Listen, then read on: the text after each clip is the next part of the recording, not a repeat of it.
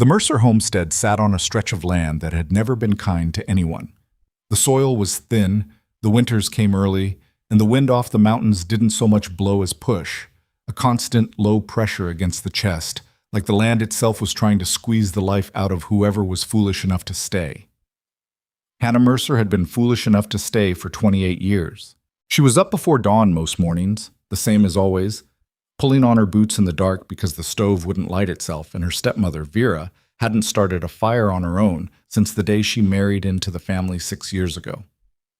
The floorboards in the hallway creaked in a specific pattern Hannah knew by feel. 3 short ones near the bedroom door, then a long groaning one past the linen chest, and she moved through them the way she moved through most things, carefully, without making a fuss. The kitchen was cold. The ashes in the stove were gray and dead.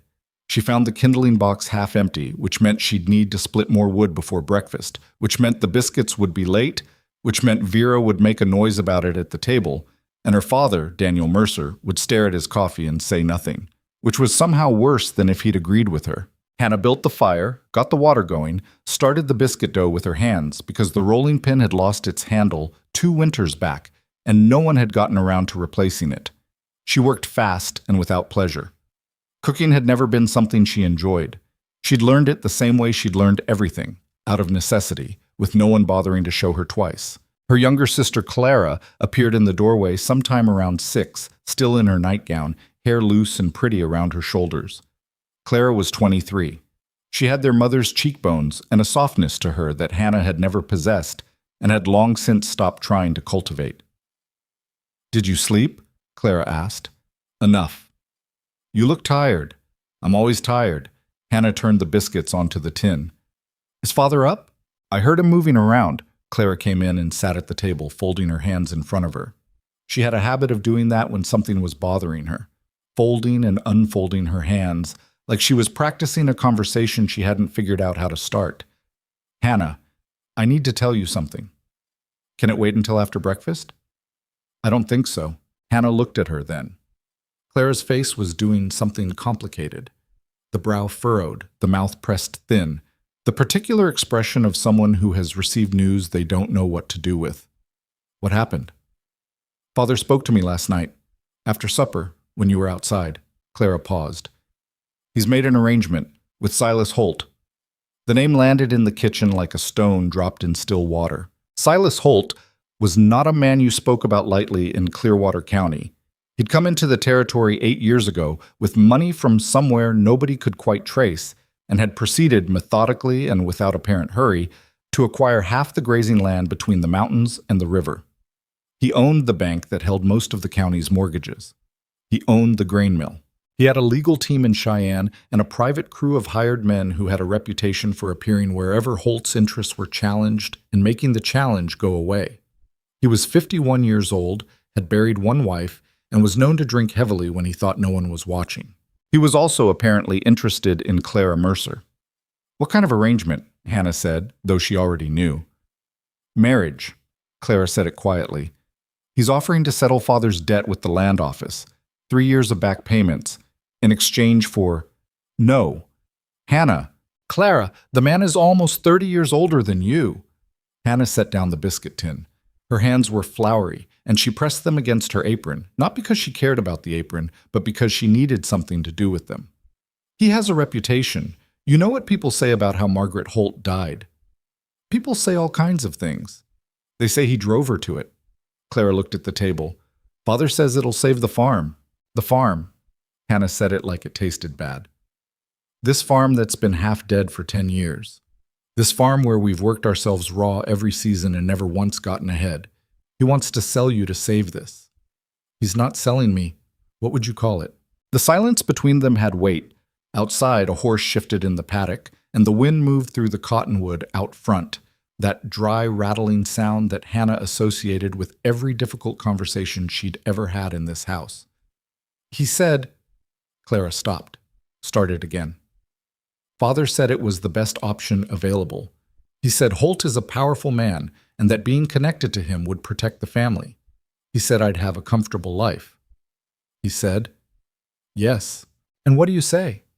Clara lifted her eyes. They were wet at the corners, but she wasn't crying, not yet, and Hannah understood that she was holding herself together by sheer will. I don't know what I say. That's why I'm telling you, because I don't know what to do.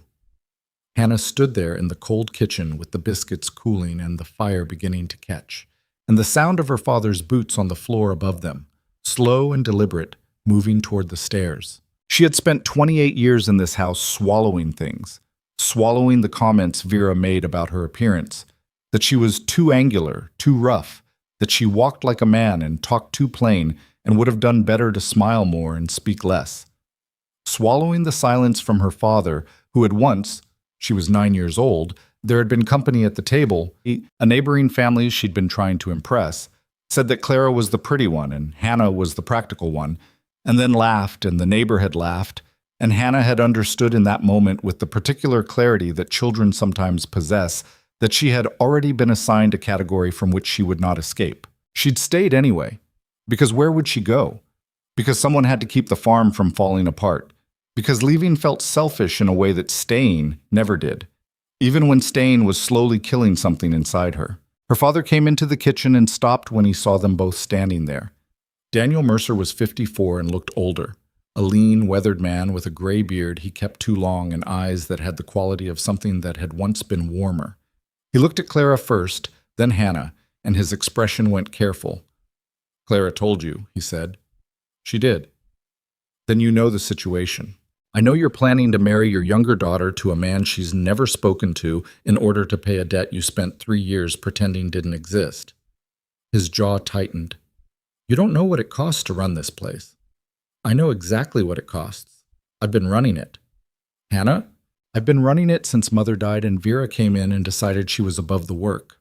I know what the feed costs and what the mortgage payments are and what we lost last fall when the north pasture flooded. I know all of it, Father, because someone had to." Her voice was level. She'd learned to keep it level. "And I'm telling you that whatever debt you've run up with the land office, we can find another way to pay it. We can sell the north pasture. We can take on contract work. We can— Holt's offering to clear it in full." Her father sat down at the table. He had the posture of a man who had already made up his mind and was only waiting for the room to catch up. "One payment, done. Clara would be taken care of. Vera and I would keep the house. And you—" He paused. "You could do whatever you liked. You'd be free of this place." Hannah looked at him. "Free of this place," said as though that was a gift he was giving her, said as though the 28 years she'd given to this land, this family, this relentless grinding work, were something she'd chosen instead of something she'd been handed and told to carry. "You're not going to reconsider," she said. "I've given it considerable thought." "Then you've considered it wrong." She untied her apron. Her hands were still shaking slightly, not from fear, she realized, but from something older and harder. "I need some air." She walked out through the back door into the gray Wyoming morning. The wind hit her immediately, cold and sharp off the mountain, and she stood in it without flinching because she'd been standing in worse her whole life. The paddock was to her left. The old bay mare they kept, the one they hadn't been able to sell because of the limp, was watching her from the fence with soft, indifferent eyes. Beyond the paddock, the land ran flat for half a mile before rising into the foothills, brown and spare in the early light, and beyond that the peaks, still white at the tops even in late September. She stood there for a long time. She had made decisions quickly before, in situations where there wasn't time to think. A horse going down in the creek 3 seasons back. She'd moved before she'd even understood what she was doing, into the water, the current pulling at her knees, and gotten the animal's head up before it went under. Her body had known before her mind caught up. Standing in the cold behind the house where she'd been born, she felt something similar. A knowledge arriving before the reasoning did. Fully formed, definite. She couldn't stop her father. He was going to do what he was going to do, and Clara was soft-hearted and had never in her life been able to refuse their father anything, and she would agree to this because she was afraid and because no one had ever taught her that she had the right to refuse. Hannah knew it as clearly as she knew the weather, and if she stayed, she would watch it happen. She would stand in this kitchen and cook these meals and mend these fences and wake up in 10 years and 20 years still here, still invisible, still the practical one, while Clara built a miserable life in a rich man's house, and called it salvation. Or she could leave. The thought arrived with such simplicity that it almost made her laugh.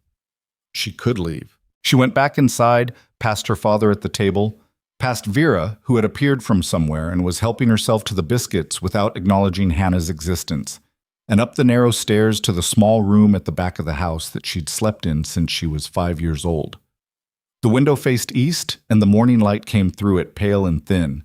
She owned the following: 2 changes of work clothes, a winter coat that was serviceable if not warm, a pair of boots in better condition than the ones she was wearing, a hat, her mother's sewing kit, a small amount of money, $31 and some change, that she'd been setting aside from her own labor over 3 years, telling herself she was saving it for an emergency.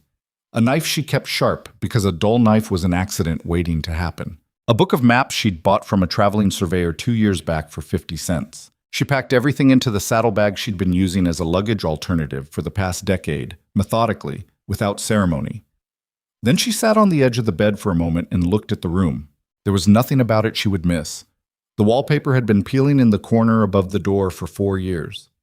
The mattress was lumpy in the specific way of mattresses that had given everything they had to give and were simply enduring.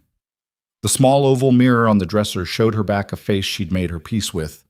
Strong-jawed, wind-darkened, lines starting at the corners of the eyes and the mouth. The face of a woman who had worked hard outdoors and had no particular vanity about it. Not plain, she'd always thought, just honest. She went downstairs through the kitchen. Clara was at the table now, both hands wrapped around a coffee cup. Vera was eating. Her father was reading the week-old newspaper as though nothing had happened. "I'm going," Hannah said. Clara looked up sharply. "What?" "I'm leaving. Today." The room went quiet. Her father lowered the newspaper. "Don't be dramatic," he said. "I'm not being dramatic. I've thought about it and I'm going." She adjusted the bag on her shoulder. "I'll take the bay. She's not worth much to you with that leg and she can still travel if you don't push her." "Hannah." Her father's voice had changed. Something in it. Not quite alarm, but close. "This is foolishness. Where would you even go?" "I don't know yet." "You have no—" He stopped himself. Started again. "You have no prospects. You have no connections out there. You're not—" He caught himself again, but not quickly enough, and all 3 women in the room heard what he'd stopped himself from saying. "You're not the kind of woman who manages on her own." "I'll figure it out," Hannah said. "Hannah, please." That was Clara, quiet and stricken. "Don't leave because of this. Don't leave because of me. I'm not leaving because of you." She looked at her sister, at the dark eyes and the soft face and the hands folded and unfolded on the tabletop. "I'm leaving because I should have left 10 years ago and I was too stubborn or too scared or too something to do it. This—" She didn't look at her father. This just made the decision simple. She kissed Clara on the forehead. Clara grabbed her hand and held it for a moment, and Hannah let her, and then she gently pulled free. She walked out the front door and didn't look back. The bay mare's name was Josephine, which was too grand a name for an animal with a bad leg and a stubborn streak, but Hannah hadn't named her and saw no point in changing it now. She saddled her slowly, talking to her the whole time in the low, matter-of-fact way she talked to horses. Not sweet, not coddling, just information. "We're going west. It's cold this morning, but it'll warm up. I don't know exactly where we're headed, so you'll have to bear with me." Josephine bore with her. They moved out of the yard and onto the track that led to the main road, and the Mercer homestead got smaller behind them, and then the cottonwood blocked it, and then there was just the road and the mountains and the wide gray sky.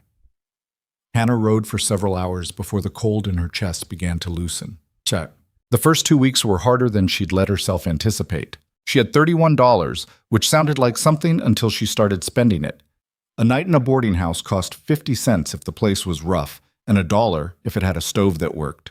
Food on the road was beans and salt pork, and whatever she could supplement from creeks, and the occasional generosity of farm wives who seemed to recognize something in her face, the specific worn-down look of a woman who had been working since she could walk, and offered a meal without making a thing of it. She sold her labor where she could. In a town called Dunmore, she spent 4 days helping a laundress whose partner had gone to the doctor and not come back, standing over steaming tubs from morning to dark, and earned $3 and a hot supper each night. In a settlement so small it barely had a name, she fixed fencing for a rancher whose hired man had quit without notice, and he paid her fair and didn't make any remarks about a woman doing the work, which she appreciated. She was looking for something, though she couldn't have said what exactly. Something real, something that was hers. In late October, following a recommendation from a mail carrier she'd helped pull out of a ditch, she arrived at a mining settlement called Harrow Gulch. It sat in a narrow canyon where a creek ran brown from the upstream operations, and it smelled of chemicals and mud and the specific human smell of people living too close together without adequate washing. It was not beautiful. It was not promising. But it had work. The settlement ran a cookhouse for the mining crews and the woman who ran it, a stout Czech immigrant named Mrs. Vorak, was in desperate need of someone who could work a stove and didn't faint at the sight of rough men. Hannah stayed 4 months. She learned things in Harrow Gulch that she hadn't known before, or hadn't known she knew. She learned that rough men were, in the main, not so different from men anywhere, tired and hungry and missing something, specific to each of them, that they were trying not to think about. She learned that she could command a room simply by being competent, without raising her voice or making any kind of show. She learned to identify the difference between men who were harmless when they drank and men who were not, and to position herself accordingly. She learned that her plainness, the feature her stepmother had treated as a deficiency, was in some circumstances a form of protection. Men didn't come at her sideways the way they did with prettier women. They treated her more directly, which she preferred. She also learned that she could not stay in Harrow Gulch. The money was modest and the work was steady, but the canyon walls were close and the mud was permanent, and something in her that had driven her off the Mercer homestead was still moving, still looking for the thing she couldn't name. It was the mail carrier, whose name was Pete Aldous, and who came through every 2 weeks with a bag of letters and a reliable supply of news, who mentioned the valley. "There's a stretch of land west of the Powder River that people are starting to move into," he said, warming his hands on a coffee cup in Mrs. Vorak's cookhouse after his second helping of stew. "Government's opened it for settlement. Good grazing, they say. Creek runs year-round. There's some trouble with the land operation that's trying to consolidate, but..." "What kind of trouble?" Hannah said. Pete Aldous looked at her. He had a large, weathered face and small, observant eyes, and she'd come to trust his read on things. The organized kind. Man named Dillard Crane. Been buying up water rights and running smaller ranchers out through legal means mostly, sometimes not so legal. The people who've stayed are having a time of it. "What do the people who've stayed look like?" "Stubborn," Pete said. "The real holdouts. There's a rancher, name of Maddox, Colt Maddox, who's been refusing to sell since Crane first started making offers 3 years ago. People say Crane's getting impatient." "What do people say about Maddox?" Pete was quiet for a moment. "They say he's not right in the head. Lost his wife a few years back, some kind of accident, and he went distant, I guess you'd call it. Doesn't come into town much, doesn't talk to neighbors much. His ranch is in decent shape, but he runs it alone, which tells you something about a man, one way or another." "Which way?" "That's the question, isn't it?" Pete drank his coffee. "He hasn't sold. That's what I know for certain. Crane's offered him twice what the land's worth, and Maddox won't take it. Whether that's principle or stubbornness or some kind of death wish, I couldn't tell you." Hannah thought about this for the rest of the day, through the supper service and the cleaning up after, through the cold walk to the small room she rented from Mrs. Vorak for 20 cents a night. She lay on the narrow bed and looked at the ceiling and thought about a man who wouldn't sell when every sensible calculation said he should. She understood that impulse. She understood it better than she understood most things. She arrived in the valley in early March, when the snowmelt was still running in the ditches and the mud was the particular adhesive quality of spring mud everywhere in Wyoming territory. The main settlement was called Ridley Creek. It had a general store, a livery, a small hotel that doubled as a saloon, a post office operating out of the back of someone's house, and approximately 200 people who eyed strangers with the careful, measuring look of a population that had reasons to be careful. She got a room at the hotel, which cost 35 cents, and included breakfast if you were down by 7. The proprietor was a narrow man named Jessup, who had the quality of someone listening to 2 conversations at once, attentive to whatever was in front of him, and also, always, to something just out of range. "Looking for work?" he asked when she'd signed the register. "Looking to understand the situation first," Hannah said. Jessup's eyes measured her. Most people who come through here looking to understand the situation are working for Crane. I'm not working for Crane. Most people who say that are also working for Crane. Then I guess you'll have to watch and see. She took her key. Is the dining room open for supper? It was. She ate alone at a corner table, which was where she always ate when given the choice, with a view of the room and the door, and she listened. She'd found that people in a place like this talked if you were quiet and didn't make yourself conspicuous, and you could learn a great deal simply by having ears. What she learned over 2 days of eating in that dining room and standing at the bar with a beer she nursed for an hour each evening and sitting on the porch in the cold afternoons pretending to study the map she'd bought for 50 cents. Dillard Crane had arrived 5 years ago. He'd bought the largest spread in the valley legitimately and then began leveraging his control over the upper section of the creek, where the water came in, to pressure ranchers downstream. Without water access, a ranch in this country was worth nothing. He'd offered to buy at low prices. When people refused, the water got diverted.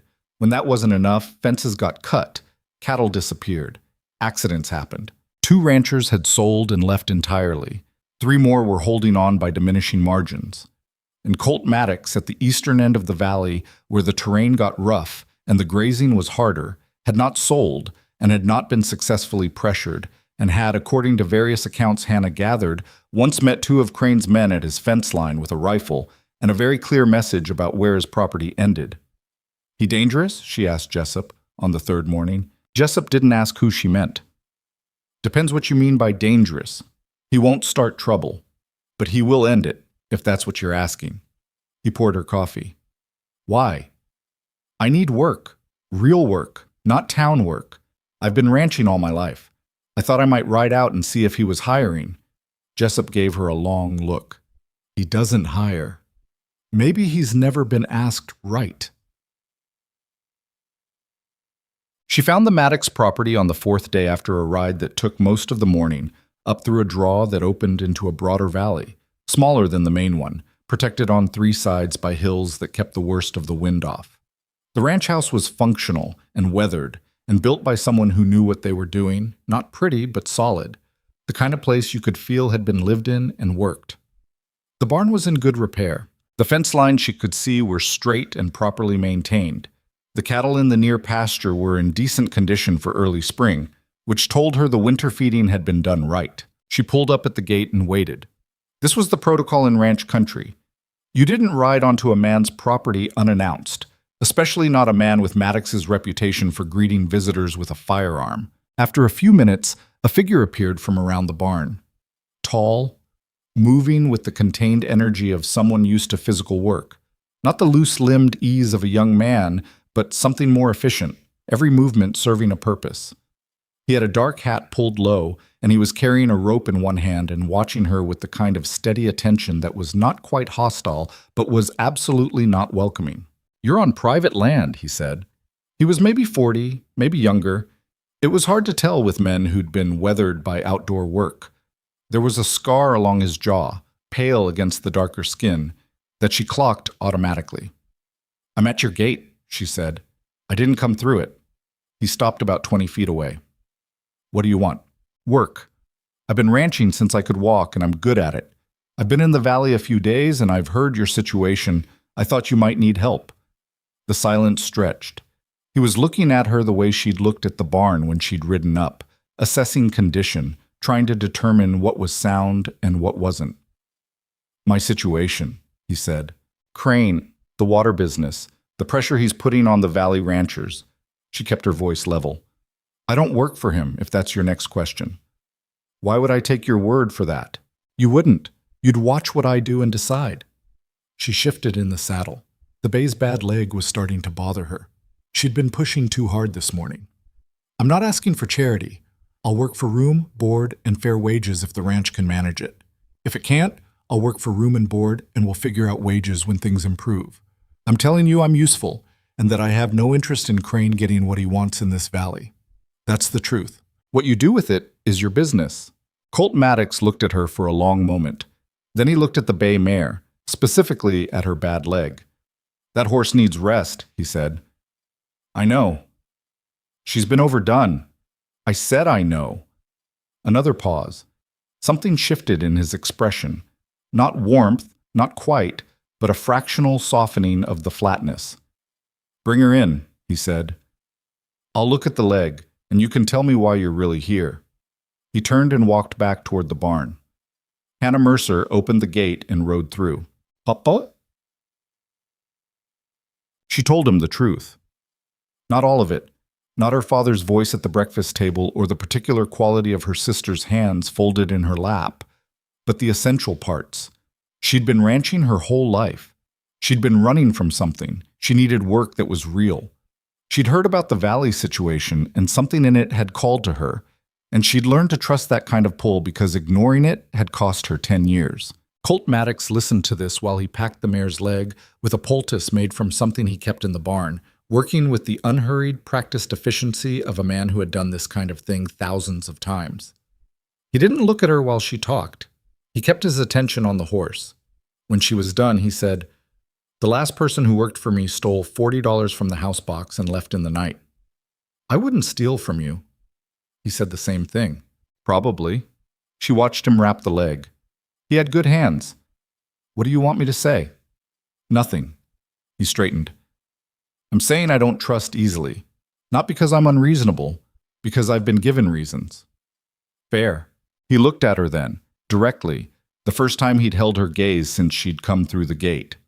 His eyes were dark and had the quality she'd noted in people who'd carried something heavy for a long time. Not sad exactly, but weighted. Like they'd made an accommodation with sadness and were living alongside it rather than past it. "There's a room off the barn," he said. "It's not much, stove works, the door closes all the way." He paused. "I'll pay you $1 a week if I can. When I can't, I'll tell you straight." "That's fair," she said. "I work hard and I expect the same." "I know how to work." He nodded once and turned back to the mare.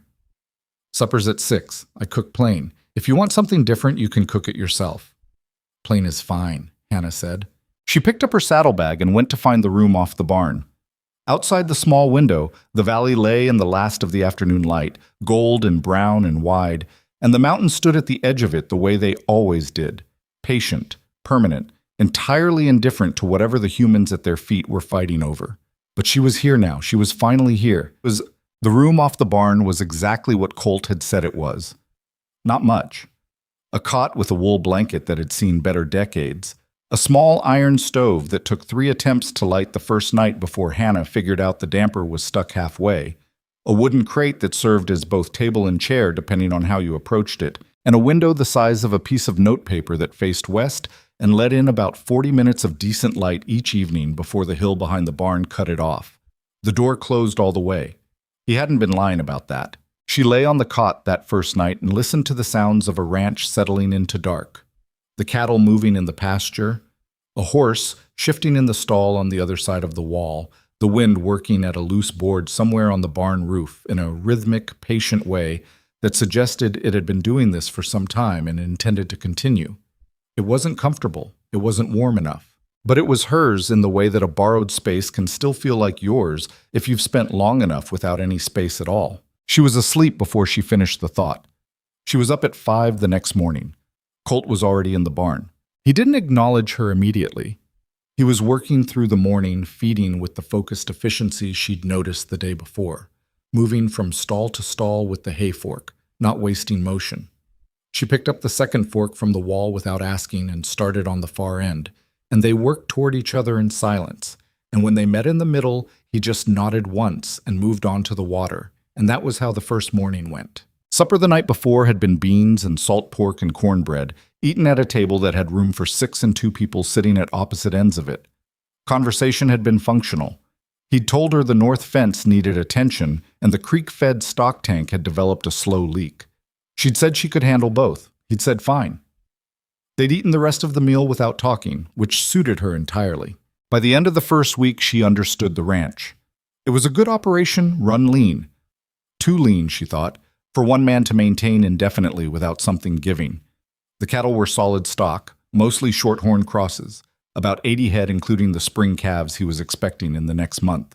The pasture rotation was sensible. The equipment was old but kept up, which told her that when something broke, he fixed it properly rather than getting by. The hay supply was going to be close for the rest of winter, but would make it if nothing went wrong. The north fence was worse than he'd described. She spent 3 days on it, working through cold that bit at her fingers, even through the work gloves, restringing wire and replacing posts that had rotted through at the base. When she came back in on the third evening, her hands were bleeding in 2 places where the wire had gotten her, and she was limping slightly from where she'd stepped badly off a fence rail and wrenched her knee. Colt looked at the knee without comment when she came into the main house for supper. Then he left the room and came back with a strip of clean cloth. "Sit down," he said. "It's fine." "Sit down anyway." She sat. He crouched and wrapped the knee with a competence that suggested he'd done this kind of field doctoring on himself frequently enough to know what he was doing. His hands were rough and careful. "The fence?" he said. "Done. I replaced 7 posts. Used the last of the cedar you had in the lumber pile. You'll need more before summer." "I know."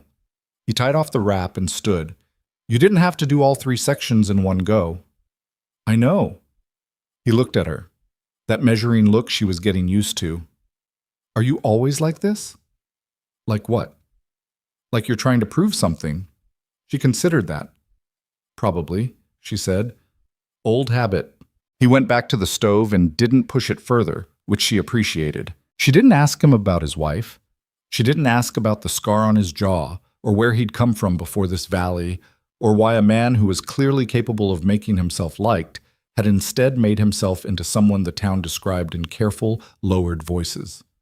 She watched and she listened, and she let the information come to her the way it came on a ranch, slowly, in pieces, through the accumulated evidence of how a person moved through their days. What she gathered, he was originally from Colorado. He'd come to the valley 7 years ago with his wife, Eleanor, and they'd built the ranch from nothing on land he'd bought with money he'd earned on a cattle drive up from Texas the previous year. Eleanor had died 4 years ago. There had been a child. The child was not here. He didn't talk about either of them, and Hannah didn't ask. What she also gathered, he was not broken, whatever the town said. He was damaged in the way that people get damaged when something real is taken from them, but there was a core to him that was intact. She could tell because he was still doing the work. A broken man stops doing the work. He was up every morning, moving through his days with purpose, taking care of his cattle and his fences and his land, with a consistency that spoke of someone who had decided that continuing was worth doing, even if he couldn't have told you exactly why. She respected that without sentiment. She'd been doing the same thing herself for 28 years, just in a different place. The trouble announced itself on a Thursday morning, 3 weeks after Hannah had arrived, in the form of 2 men on the road outside the main gate. She saw them from the north pasture where she was checking the new calves. They were sitting their horses with the particular posture of men who were there to be seen. Not coming through the gate, not leaving, just present and visible at the entrance to the property. One was heavy-set with a red beard. The other was younger, thin, with the look of someone who'd been told he was intimidating and had believed it. She walked back to the barn. Colt was there, mending harness. 2 men at your gate, she said. He didn't look up. I know. They come by every week or two. Crane's people. They're checking to see if I've changed my mind. Do they ever come in? Once. Early on. He set down the harness. I explained the situation clearly enough that they haven't tried it again. The explanation involved the rifle. The rifle was part of the explanation. He finally looked at her. Don't worry about them. They're not here to cause trouble today. Just here to remind me they could. That's a tactic, Hannah said. It is. It's working on the other ranchers? He was quiet for a moment. The Sullivans sold their eastern pasture last month, water access. Once Crane has that section, he controls the upper tributary for the whole south side of the valley. He said it flatly, without inflection, but she heard what was underneath. Not panic, something slower and grimmer than panic. The Harpers are talking about selling out entirely. They've got 3 kids and the middle one needs a doctor they can't afford, and Crane's offer would give them enough to relocate. I can't tell them that's wrong. But it's wrong for the valley. Yes. Once he has the water, he has everything. Yes. Hannah looked out the barn door at the road. The 2 men were still there, patient as stones. What would it take to stop him, she said. Colt made a sound that was almost a laugh, but not quite. A better lawyer than he has, or enough ranchers willing to fight together, or evidence that he's been operating outside the law, which everyone believes and nobody can prove. He picked the harness back up. I've been looking for the third option for 2 years. What kind of looking? Talking to people he's done business with, trying to get records. He runs his operations through a company called Black Ridge Land and Cattle. It's incorporated in 2 territories, and the books are kept in Cheyenne, where I have no contacts and no standing. He paused.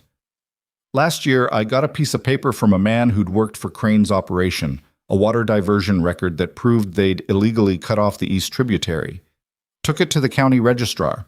The registrar told me the record was unverifiable, and the matter had been settled in civil proceedings. He looked at her. The registrar owns stock in Black Ridge Land and Cattle. I found that out 3 weeks after the fact.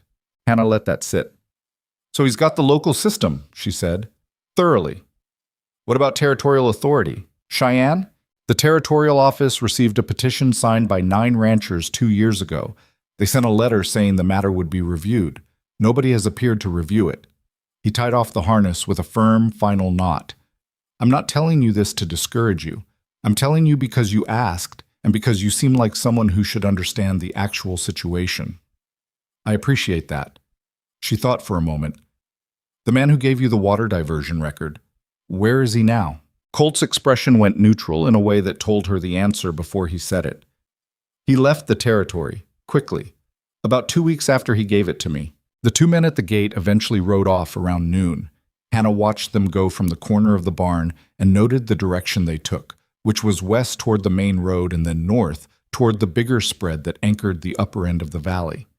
Crane's headquarters. She'd never seen it, but she'd heard it described. A substantial operation, the kind of place that had been built to say something about its owner. She didn't say anything to Colt about the direction they rode. She filed it away. The calving started in earnest the following week, and there was no time to think about anything except the cattle. 3 cows went in a single night, and Hannah and Colt were up from midnight to dawn, moving between the barn and the pasture in the cold, checking on each one, helping where help was needed, staying out of the way where it wasn't. 1 calf came wrong, hindquarters first, and Hannah had done this before, twice, in circumstances where there was no one else available, and she talked Colt through what she was doing while she did it, because 2 sets of hands helped, and because he needed to understand the process for the next time. The calf lived. The mother was exhausted and offhand about the whole thing, which was the cow's prerogative. Colt sat back against the stall wall when it was done, his arms resting on his knees, and looked at Hannah with an expression that was the most unguarded thing she'd seen from him. "Where'd you learn that?" he said. "My mother," she said. "She died when I was 14, but she knew animals, really knew them. The kind of knowing that comes from paying attention for a long time. You learned it right." "I had a good teacher." She wiped her hands on a rag. "Even if I only had her for 14 years. Something in his face changed very slightly. Not pity. She would have closed off from pity immediately, and he seemed to understand that. Just recognition. The specific look of someone who has also lost something early and understands that you learn to carry it differently at different ages. "Go get some sleep," he said. "I'll watch the other 2. "I'm not tired." "Hannah, I'm not." She sat down against the opposite wall. "I'll take the next 2 hours and then wake you." He looked like he was going to argue, and then he looked at her face and apparently decided it wasn't worth the effort. He settled back, and within 10 minutes he was asleep sitting up, which was the sleep of someone who had learned to take it wherever and whenever it was available. She watched the remaining 2 cows and kept the lamp low and let him sleep. The valley in late March was beautiful in a grudging way. The willows along the creek going pale green at the tips, the pastures showing new growth under the dead stuff from winter, the mountains still white but the snow line retreating daily. Hannah found herself stopping sometimes in the middle of work to look at it, which was something she hadn't done in years. At the Mercer homestead, she'd learned not to stop. Stopping meant thinking, and thinking meant a long list of things that couldn't be changed. Here, for reasons she was still sorting out, stopping felt different, like she was allowed to look. She rode into Ridley Creek on a Tuesday for supplies and to collect the mail Colt had asked her to pick up, and she made use of the trip the way she made use of everything, efficiently and with purpose. She sat at the bar in the hotel dining room for an hour and let people talk around her, and she used the time to start building a picture of who in the valley might be willing to fight and who had already decided they couldn't afford to. The Harper family, the ones with the sick child, ran a small spread on the west side. She'd seen their wagon twice on the road. Margaret Harper had nodded to her both times with the specific tight-lipped nod of a woman who was holding too many things at once. Tom Harper had a reputation for being decent and for being tired, which were often the same thing. The Sullivans, who'd already sold their east pasture, had a brother Ray, who hadn't been involved in the sale, and who, according to Jessup at the hotel, who turned out to be an excellent source of information once he'd decided she wasn't working for Crane, was furious about it and looking for someone to be furious with. There was a woman named Bess Alderman who'd been running her deceased husband's ranch for 2 years entirely on her own, and who had, according to Jessup, told Crane's offer man to go do something anatomically creative with the offer. Jessup had seemed to enjoy repeating this story. "She talked to you," Jessup said, refilling Hannah's coffee without being asked, which meant he'd decided she was worth the investment of a free refill. "Bess, she doesn't have much use for most people, but she's got a good head and she's been looking for someone to organize around. She doesn't trust Maddox because she thinks he's too isolated to lead anything. No offense to you." "Why would I be offended?" "You're working for him." "I'm working with him," Hannah said. "Different thing." Jessup considered this. "Maybe. Either way, you might be what she's been waiting for. Someone who hasn't already been marked as Crane's target." He lowered his voice slightly. "The reason the previous organizing attempts failed isn't just Crane's influence. It's that whoever stepped forward first got visited, persuasively. Crane's men." "Crane's men." Hannah nodded slowly. "How many ranchers in this valley are still operating independently? Not sold out, not bought out, still actually there?" Jessup thought about it. 10, maybe 12 if you count the smaller operations that are mostly subsistence anyway. And how many of them are scared enough to sell if Crane increases the pressure? More than half. And how many would stay if they thought they weren't alone? Jessup looked at her. "That's the question, isn't it?" He said it the same way Pete Aldis had said something similar months ago in the Harrow Gulch cookhouse. She seemed to generate that particular response. She rode back to the ranch in the early afternoon with the mail and the supplies and a lot to think about. Colt was mending the corral fence when she got back. She unsaddled Josephine. The bay's leg had healed well with rest and proper care, and she was moving better than Hannah had seen her in months, and put her in the paddock and came around to where he was working. "I talked to Jessup," she said. Colt kept working. "Jessup talks. Useful things, mostly." She leaned on the fence. "There's a woman named Bess Alderman." "I know Bess. Jessup says she's been looking for someone to organize around." Colt drove a nail, said another one. "And you're thinking about being that someone." "I'm thinking it needs to be someone, and the people who've tried it before have been the people Crane already has on his list. He's not watching me yet. I'm just a hired hand at the most stubborn ranch in the valley." "For now." "For now," she agreed, "which means I have a window." He stopped working and turned to look at her.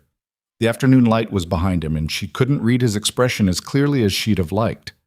What would this look like? Talking first, to Bess Alderman, to the Harpers, to this Ray Sullivan. Getting a sense of who's willing and what they'd risk.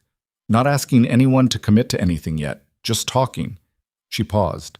"And while I'm doing that, what would it take to get into Crane's records?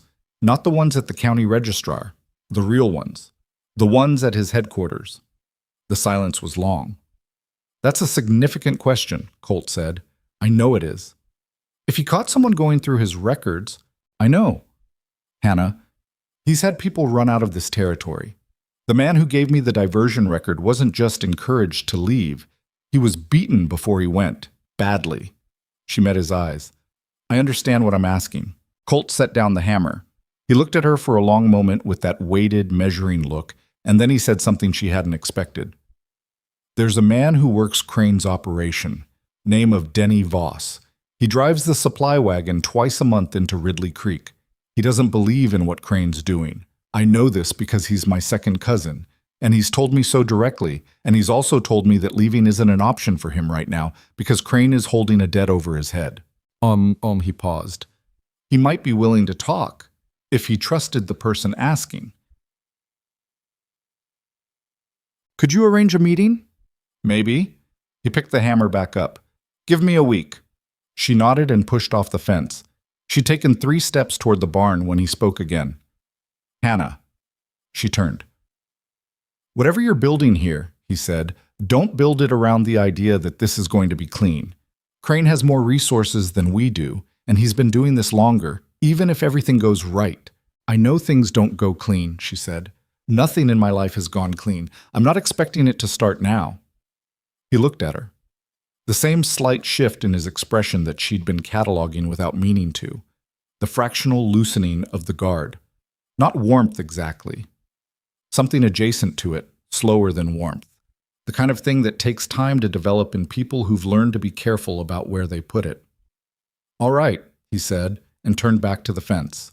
The week that followed was one of the busiest Hannah had known since arriving at the ranch, partly because spring work on a cattle operation is its own particular relentless machine, and partly because she was doing 2 things at once, keeping the ranch running and quietly beginning to understand the shape of the resistance that might be possible. She met Bess Alderman on a Saturday, ostensibly to borrow a post-hole digger that Jessup had mentioned Bess might loan out. Bess's ranch was smaller than the Maddox place and showed the signs of one person doing the work of 2, not neglected, but stretched thin in the small ways that accumulate. The fence near the road needed paint. The kitchen garden hadn't been turned yet. The woman herself was perhaps 50, broad-shouldered. With iron-gray hair she kept in a practical braid and hands that were as worked as any Hannah had seen. She looked Hannah over when she arrived, directly and without apology.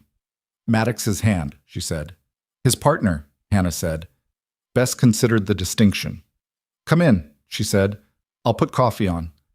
The kitchen was warm and cluttered with the comfortable clutter of someone who lived alone and had made terms with it.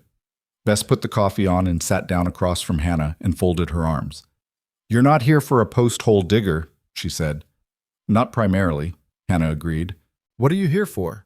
To ask how much you want to keep your ranch. Bess's expression didn't change. More than anything, she said, my husband died on this property. My son grew up on it. He's in Montana now, but this is what we have. What I have. A pause. Crane's made me 3 offers. The last one was what I'd call aggressively worded. What did you say? I said what I said. Jessup probably told you. Hannah almost smiled. He did. I have a good vocabulary when I need it. Bess poured the coffee. It was strong and black and tasted like she'd been making it this way for 30 years. What are you thinking? I'm thinking that individually, none of you can stop him. He can apply pressure to one ranch at a time and wear it down. But if the remaining independent ranchers in this valley were to act as a unit, we've tried organizing before.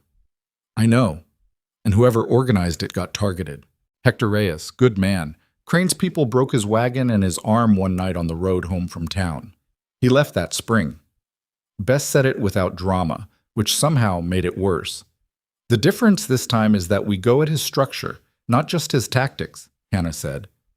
The water rights he's using to squeeze people, if they were legally challenged properly, with documentation, before the right authority. We don't have documentation. Not yet. Bess looked at her. You think you can get it?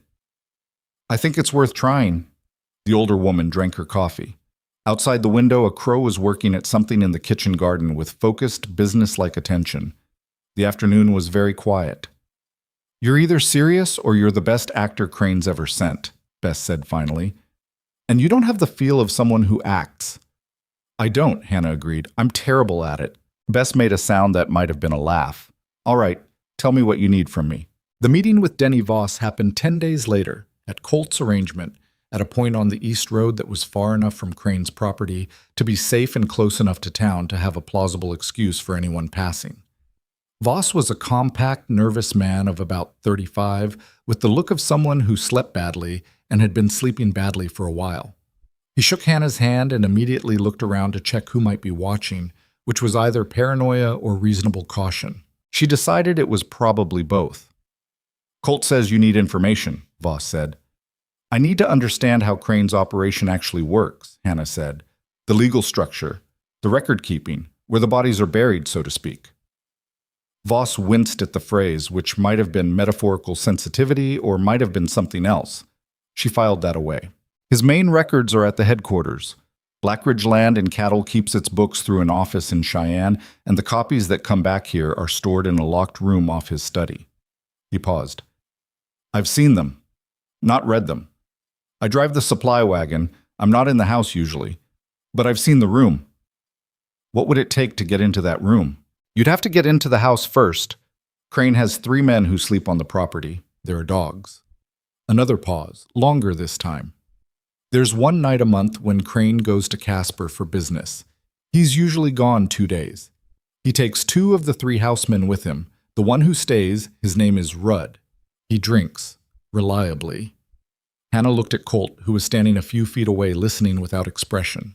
I'm not asking you to do anything, she said to Voss. I want you to understand that. I'm not asking you to put yourself at risk. I just need to understand the layout. Voss looked at her for a moment. You're going to try to get those records. I'm considering it.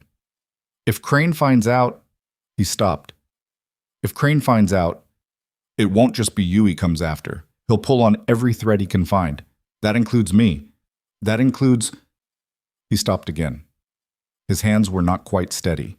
I understand, Hannah said, and I'm not making you any promises I can't keep, but I want you to know what the alternative looks like. Crane gets the water rights on the south side of the valley. He gets the Harper place and the Alderman place and whoever else he hasn't gotten yet. And then there's no valley left to talk about.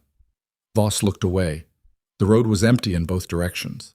A red-tailed hawk was working a thermal high above the south ridge, patient and quiet. The 3rd Thursday of every month, he said finally. That's when he goes to Casper. He'll be there for the rest of this month, which means, he counted, which means 3 weeks. 3 weeks, Hannah said. Voss gave her the layout. Everything he could remember, the house, the approach, the room, the placement of Rude's bunkhouse relative to the main building. He gave it all quickly, like someone ripping off a bandage, and when he was done, he shook his head once and looked at Colt. Tell me this is worth it, he said. Colt was quiet for a moment. I can't tell you that, he said.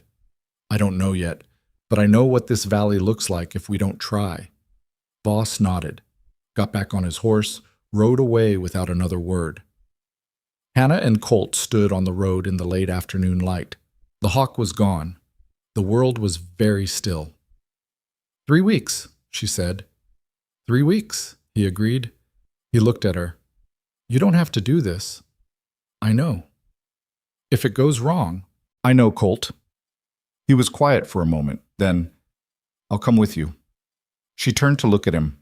He was watching the road where Voss had gone, not looking at her, with the careful expression of someone who has said something that cost them something and is waiting to see what it costs. You don't have to, she said. I know. He finally looked at her. But someone should have your back, and there's nobody else I trust to do it right. Hannah looked at him for a long moment, at the scar along his jaw and the weighted eyes and the careful hands, and the man who had refused to sell and kept working and was still here. All right, she said. They rode back to the ranch in the last of the daylight, the mountains going rose gold above them, the valley below settling into its evening quiet. The cattle moved in the pasture. The creek ran somewhere in the willows, out of sight but audible, the way important things often are. There was work still to do before dark. There always was. They went and did it. The 3 weeks moved the way time moves when you're simultaneously dreading and preparing for something. Too fast in the days and too slow in the nights. Hannah and Colt planned carefully, which mostly meant that Hannah planned and Colt listened, and occasionally said that won't work with enough specificity that she believed him and adjusted. They talked through the approach to Crane's headquarters twice. They talked through what they were looking for. Anything that documented the illegal diversion of water rights, any record of coerced sales, any correspondence that connected Crane's legal operation to his less legal one. They talked through what to do if the dog heard them, if Rudd woke up, if something went wrong in the dozen ways things could go wrong. What they didn't talk about was what would happen if Crane found out before they got the records somewhere safe.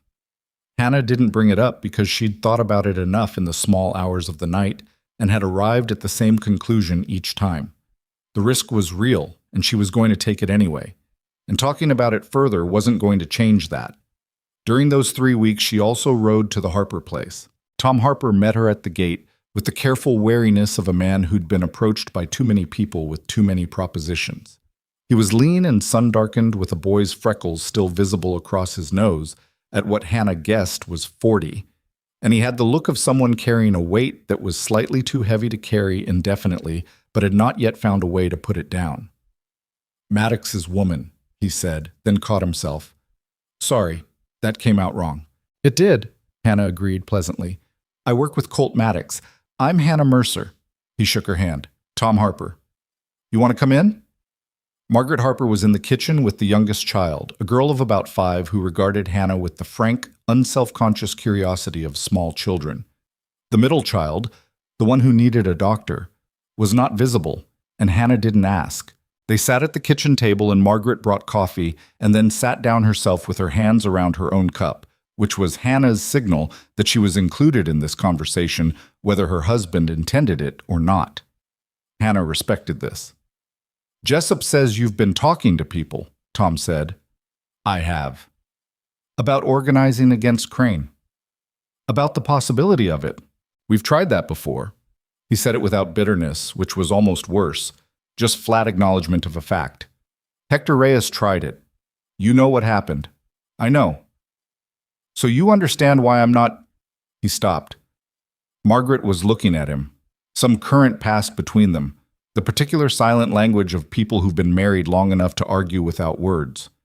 "Why we're cautious," he finished. "I understand completely," Hannah said. "I'm not here to ask you to do anything today. I'm here because I want you to know what's being built, so that when it's further along you can make an informed decision." She paused. "What would it mean for you if Crane gets the water access on the south side?" Tom looked at his coffee cup. "We'd last maybe one more season. Maybe not that. And if he doesn't get it, if his claim on the water rights were challenged and invalidated by territorial authority, then we're fine. We've always been fine when the water runs." He looked up. "But that's the question, isn't it? Nobody's been able to challenge him. He's got the county apparatus in his pocket." "The county, yes. Not necessarily the territorial office." Hannah leaned forward slightly. "If we had documentation, real documentation, not a single record that can be dismissed, of systematic fraud, illegal diversion, coerced transactions, the kind of evidence that shows a pattern over years, that's not something a county registrar can bury. That goes to Cheyenne and it stays there." Margaret spoke for the first time. "And you think you can get that kind of evidence?" "I think there's a chance of it." "A chance?" Margaret's voice was not unkind, but it was precise. "You're asking us to wait on a chance." "I'm asking you not to sell before we've tried." Hannah looked at her directly. "I know what I'm asking. I know you have a child who needs medical care you can't currently afford, and I know that Crane's offer would cover that. I'm not pretending that's nothing." She stopped. "But if you sell now and Crane's operation gets exposed 6 months from now, you'll have lost your ranch for money you didn't have to take. I'm asking you to give it a little more time." The kitchen was quiet. The 5-year-old had fallen asleep against Margaret's arm with the sudden totality of small children, and Margaret shifted slightly to accommodate her without looking down. "How much time?" Tom said. "A month, maybe 2. He looked at his wife again. She gave a small, barely perceptible nod that contained about 12 things at once. He turned back to Hannah. "All right," he said.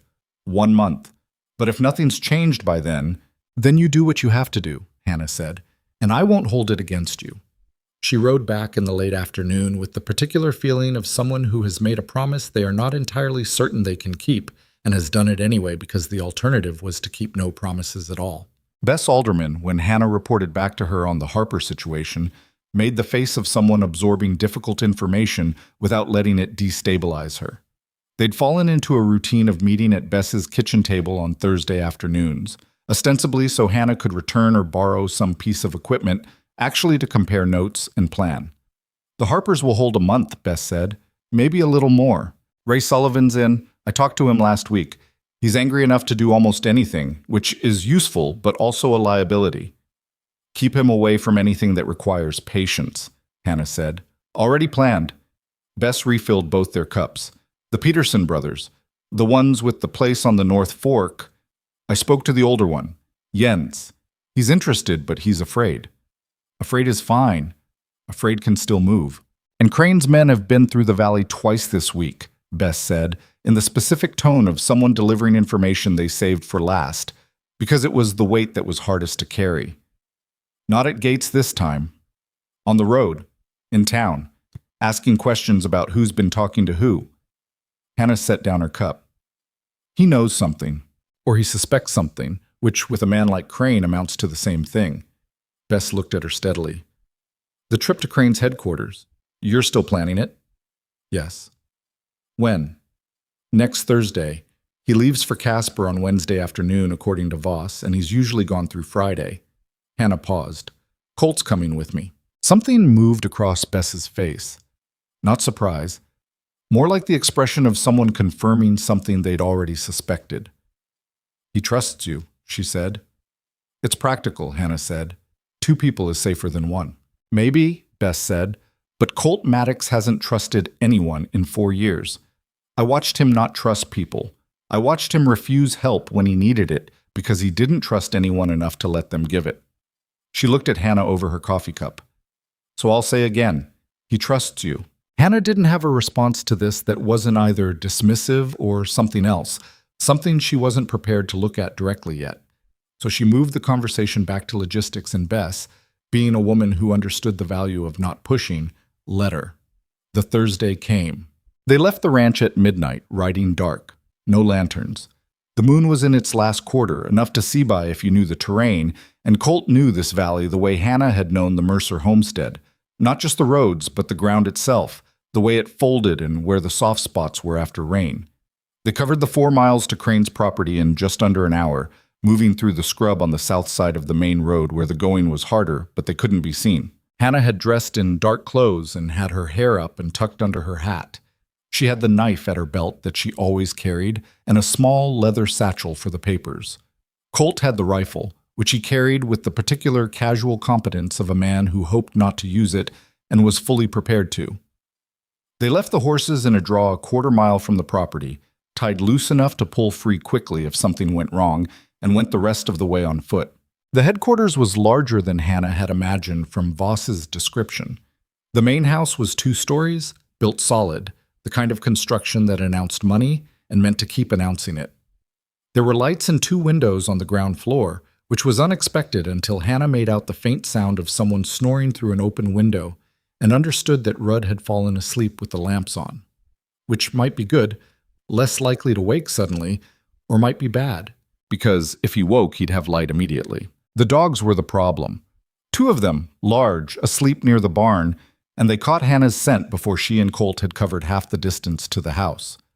Both dogs lifted their heads. Colt reached into his coat pocket and produced something. A piece of dried meat, she realized, as he tossed it low and underhand toward the nearer dog. The dog's head tracked it, and then the animal was moving toward the smell with the focused, business-like attention of a dog that has been given something better to think about. The second dog followed, curious. Hannah looked at him. Been thinking about the dogs for 2 weeks, he said very quietly. They moved around to the east side of the house, to a window Voss had described as the study. It was latched, but the latch was old and the fit between frame and sill was imprecise enough that Colt got his knife blade in the gap and worked it up until the latch lifted. The window opened without noise. Good wood, well maintained. Even Crane's windows were expensive. Hannah went in first because she was smaller and faster, and they'd agreed on this without discussing it much, the way they'd started agreeing on things. She landed on a floor that was carpeted, which helped, and waited while her eyes adjusted to the deeper dark inside. The room smelled of tobacco and leather and old paper.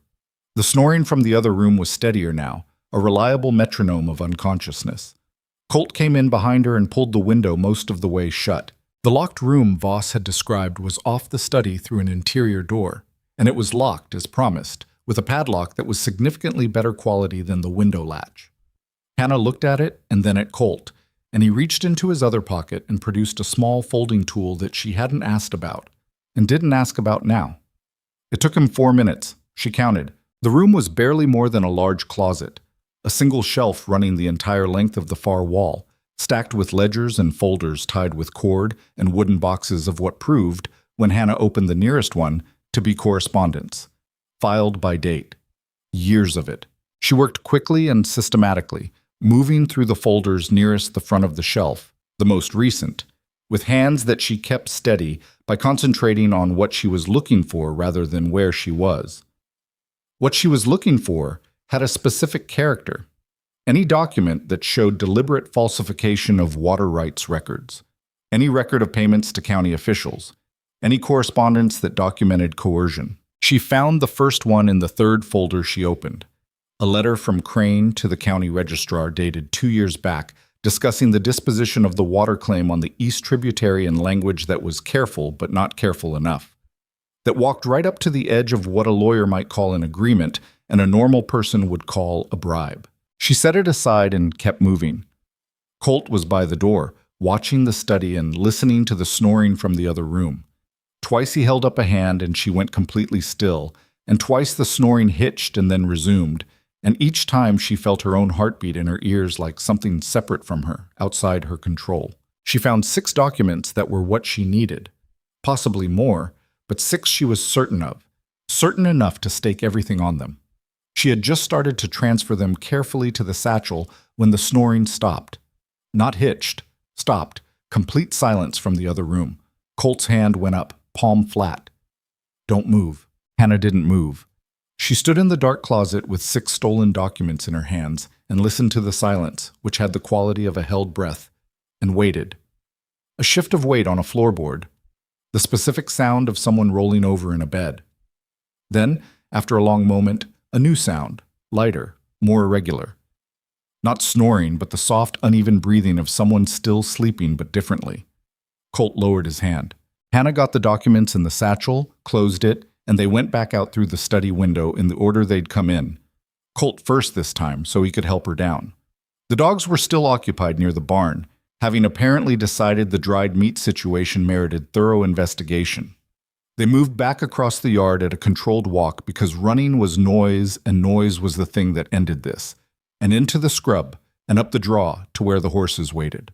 Hannah had her hand on Josephine's neck, and the horse turned to look at her with the same mild and curious gaze as always, and she stood there for a moment in the dark and let herself breathe. "You all right?" Colt said. "Yes." A beat. "That was close." It was. He was checking his horse's tie, his back to her. "You got what we needed?" 6 documents, maybe more. I didn't have time to read everything properly, but 6 I'm certain of." He turned around. She couldn't see his expression clearly in the dark, but she could hear something in his silence. Not relief exactly, something more complicated.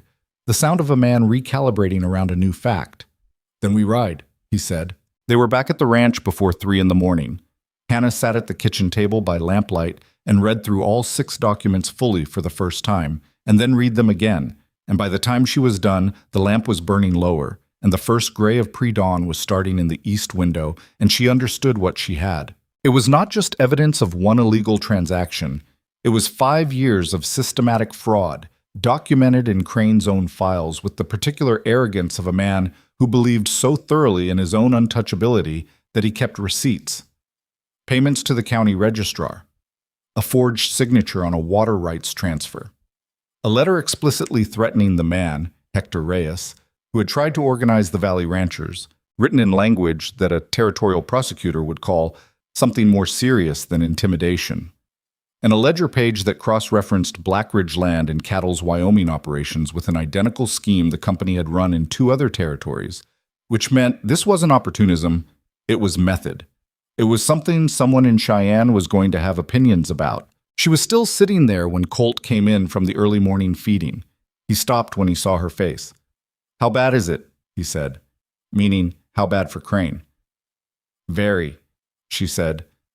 "This is enough. This is more than enough." He poured himself coffee and came to the table, and she showed him, walking through each document and what it meant. He listened the way he always listened, completely, without interrupting, with the concentrated attention of someone who knows that understanding the details matters. When she was done, he sat back in his chair and was quiet for a long moment.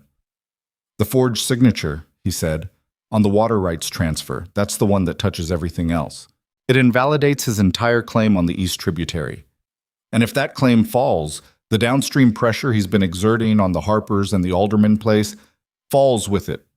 He looked at the documents spread across the kitchen table. We need to get these to Cheyenne. We need copies first. If anything happens to us on the road. Right, he thought. Jessup has a man who does copy work for the post office. He's careful. Can we trust him? Can we trust Jessup? Yes, she said, without hesitation. In the months she'd been in Ridley Creek, she'd arrived at a firm opinion of Jessup, a man who disliked Crane specifically and injustice generally, and who was also shrewd enough to understand that a valley without Crane in it was better for his hotel. Then we can trust his man. Colt stood, picked up his coffee. I'll ride in this morning. You stay here. Colt? Not because I don't think you can handle it, he said, with the slight edge of someone who knows what he's about to be accused of. Because if Crane comes back early and finds the room disturbed, the first place his men come is here, and someone needs to be here. That was true, and she knew it, so she didn't argue. He took the documents and rode for town. Crane's men came in the early afternoon. Not 2 this time. 4. And they came through the gate without stopping at it, which had never happened before. Hannah heard them from the barn where she'd been working, and she came out to the yard and stood there with a level expression and the knife at her belt and her heart going faster than she'd have liked. The man in front was one she recognized, the heavy-set one with the red beard who had sat at the gate on the first morning she'd seen Crane's people. His name, she'd learned, was Garrett. He had the specific authority of a man who has been allowed to do things for long enough that he's stopped considering whether he should. Where's Maddox? Garrett said. Not here, Hannah said. Where is he? I don't know exactly. He went out this morning. Garrett looked around the yard. His eyes were moving over the barn, the house, the corral, doing the same assessment Hannah had done when she'd arrived months ago, reading the property, reading what was there and what wasn't. We need to talk to him. You can wait, Hannah said, or you can leave a message and I'll tell him you came. We're not here to leave a message. He shifted in the saddle. Mr. Crane has reason to believe that someone broke into his property last night. He's making inquiries in the valley. Hannah looked up at him with an expression she had constructed carefully. That's serious, she said. I hope he finds who did it. Garrett's eyes came back to her. They stayed there for a long moment. Funny thing, he said.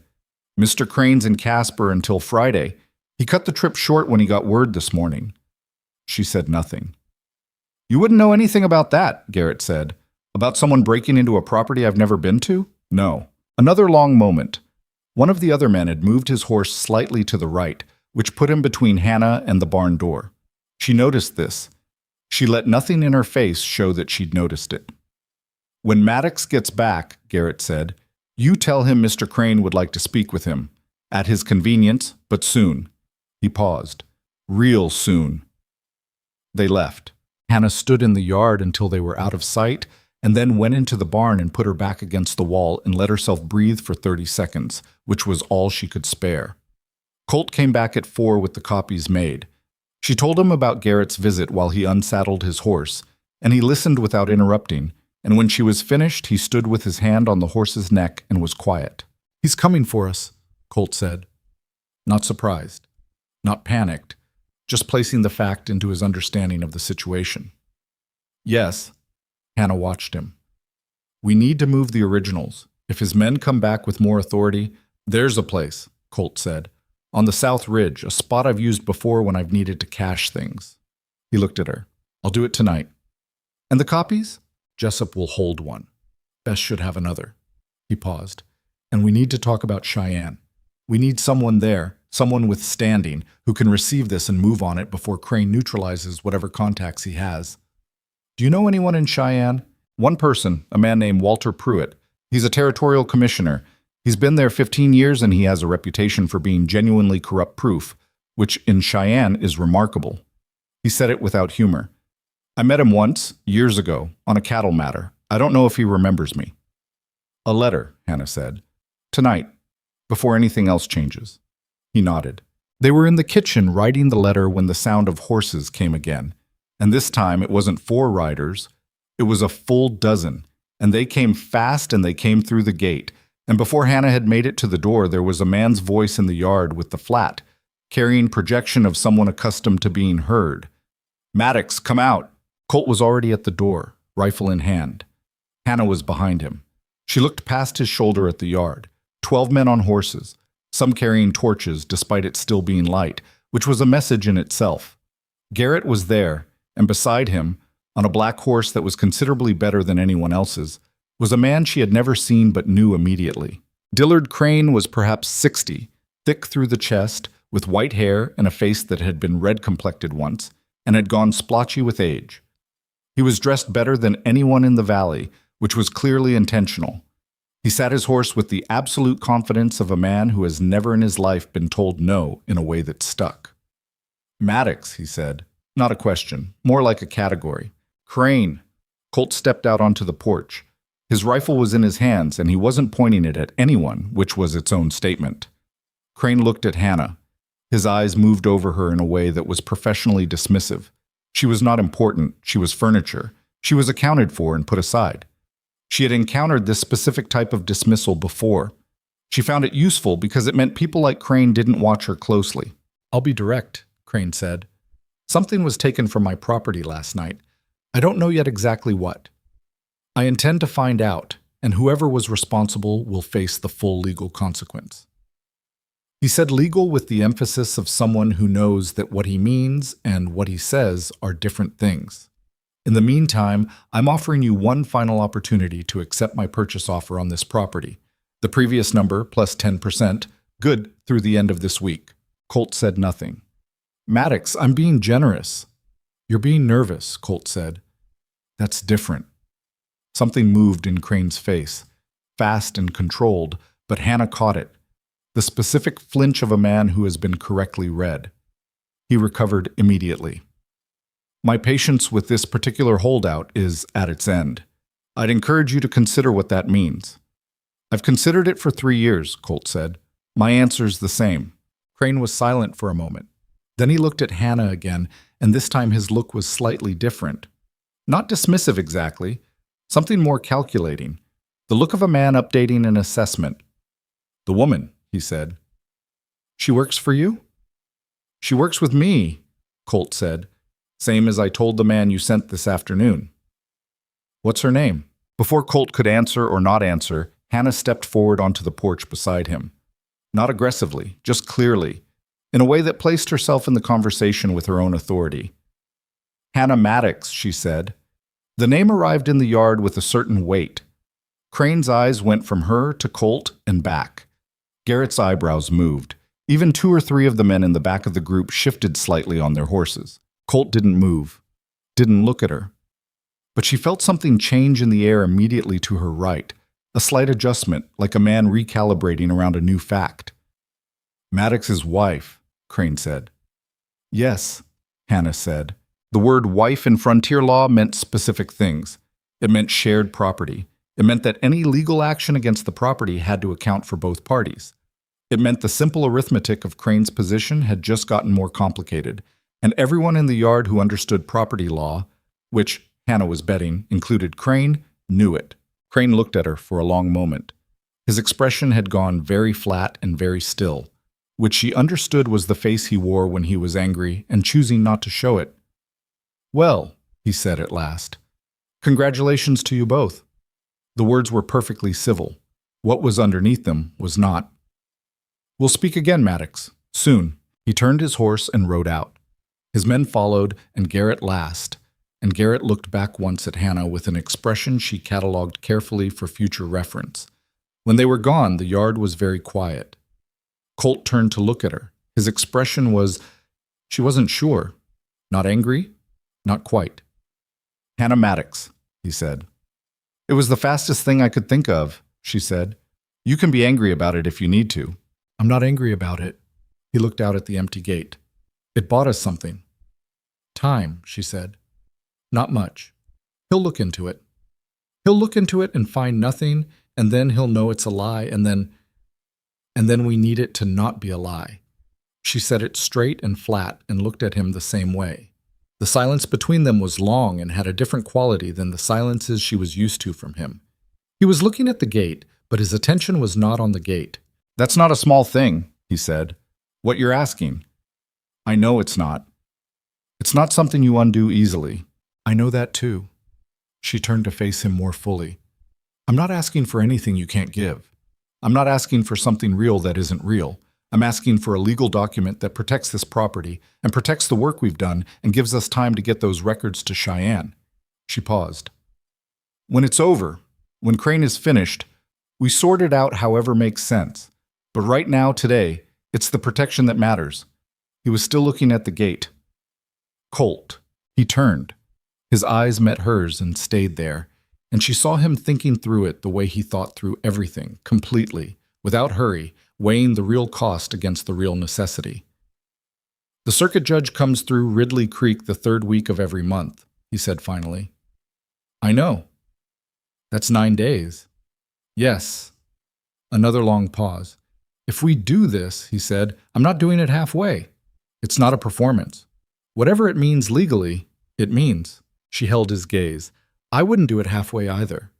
He nodded once. Slow and final, the nod of a man who has made a decision and will not revisit it.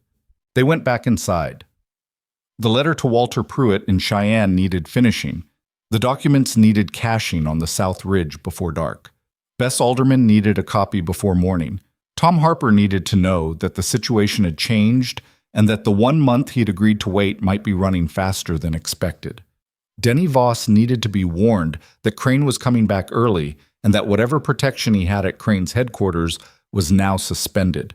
There was too much to do and not enough time to do it, which was the condition Hannah had been living in for months and had learned to work inside rather than against.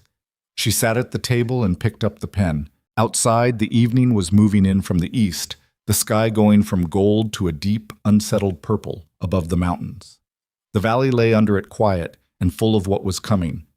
The trouble that was already past the point of being turned back, the fight that had declared itself in the yard and was now only a matter of terms and timing. Hannah wrote the letter. Her hand was steady. The circuit judge's name was Harlan Cross, and he was a small, dry man of about 60 who had been riding this territory's legal circuit for 17 years and had developed, through long exposure to frontier disputes, the particular quality of someone who had heard every variety of human desperation and had learned to listen to all of them with the same measured attention. He arrived in Ridley Creek on a Tuesday, 3 days earlier than expected, which Hannah took as either good luck or the universe compensating for something bad that was coming. She and Colt were married in the back room of Jessup's hotel on a Wednesday morning with Jessup and Bess Alderman as witnesses. The ceremony took 11 minutes. Judge Cross read the relevant words in the tone of a man who had read them several hundred times and respected them no less for it. And Colt said what needed to be said in a steady voice. And Hannah said the same. And when it was done, Bess shook Hannah's hand and then, unexpectedly, pulled her into a brief, firm hug that communicated several things that neither of them was going to say out loud. Jessup poured 4 glasses of whiskey. Even Judge Cross took one. "Congratulations," Jessup said, and meant it in the careful, layered way of a man who understood the full situation and was rooting for a specific outcome. Walking back to the horses afterward, Colt and Hannah were quiet for a stretch. The morning was cool and gray, threatening weather from the northwest, and the town felt subdued in the way that towns sometimes did before a change in the weather. "How do you feel?" he said. She thought about it honestly. "Like something shifted," she said. "Not sure yet which direction." "Yeah," he said. "Same." They rode back to the ranch without saying much more, which was not uncomfortable. It was the silence of 2 people who have done something significant and are giving it room.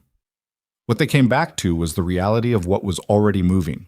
The letter to Walter Pruitt in Cheyenne had gone out 8 days ago with Pete Aldis, who had sworn on whatever he held sacred to put it directly into the territorial mail system at his next stop north, bypassing the Ridley Creek post office entirely. Whether Pruitt had received it, whether he'd acted on it, whether the name Colt Maddox had meant enough to prompt action, all of that was still unknown and unknowable from where they sat. What was known, Crane had not come back to the ranch. His men had been visible in town and on the valley roads, but they'd kept their distance from the Maddox property specifically, which Bess interpreted as legal caution, and Hannah interpreted as a man building a case before he moved. Both interpretations pointed at the same thing, a confrontation that had been delayed but not prevented. Denny Voss sent word through a back channel, a note tucked into a supply delivery, that Crane had discovered the room had been entered and had a general sense that papers were missing, but hadn't yet determined specifically which ones. This was either because the filing system was complex enough that gaps weren't immediately obvious, or because Crane was playing his own waiting game and not showing his hand. Either way, it gave them a window. Narrow and shrinking. Hannah used it. The meeting she'd been building toward happened on a Thursday evening at Bess Alderman's ranch, because Bess's property was centrally located and because Bess had the table large enough to seat 12 people, which was approximately how many showed up. Tom and Margaret Harper came, Tom with the set jaw of a man who had decided to believe in something and was going to see it through or die trying. Ray Sullivan came. Bess's liability assessment had been accurate. He was angry in the specific hot, kinetic way of a man in his late 30s who felt he'd been wronged and hadn't had anywhere to put it yet. But Hannah had found in the preceding weeks that anger properly directed was more useful than caution. Jens Peterson and his younger brother came, quieter and more watchful. 3 other ranchers Hannah had met only once or twice, representing smaller operations on the valley's margins. And Denny Voss, who had driven his wagon to Bess's under the excuse of a supply delivery and sat at the far end of the table with the expression of a man who was committing to something that terrified him and was doing it anyway.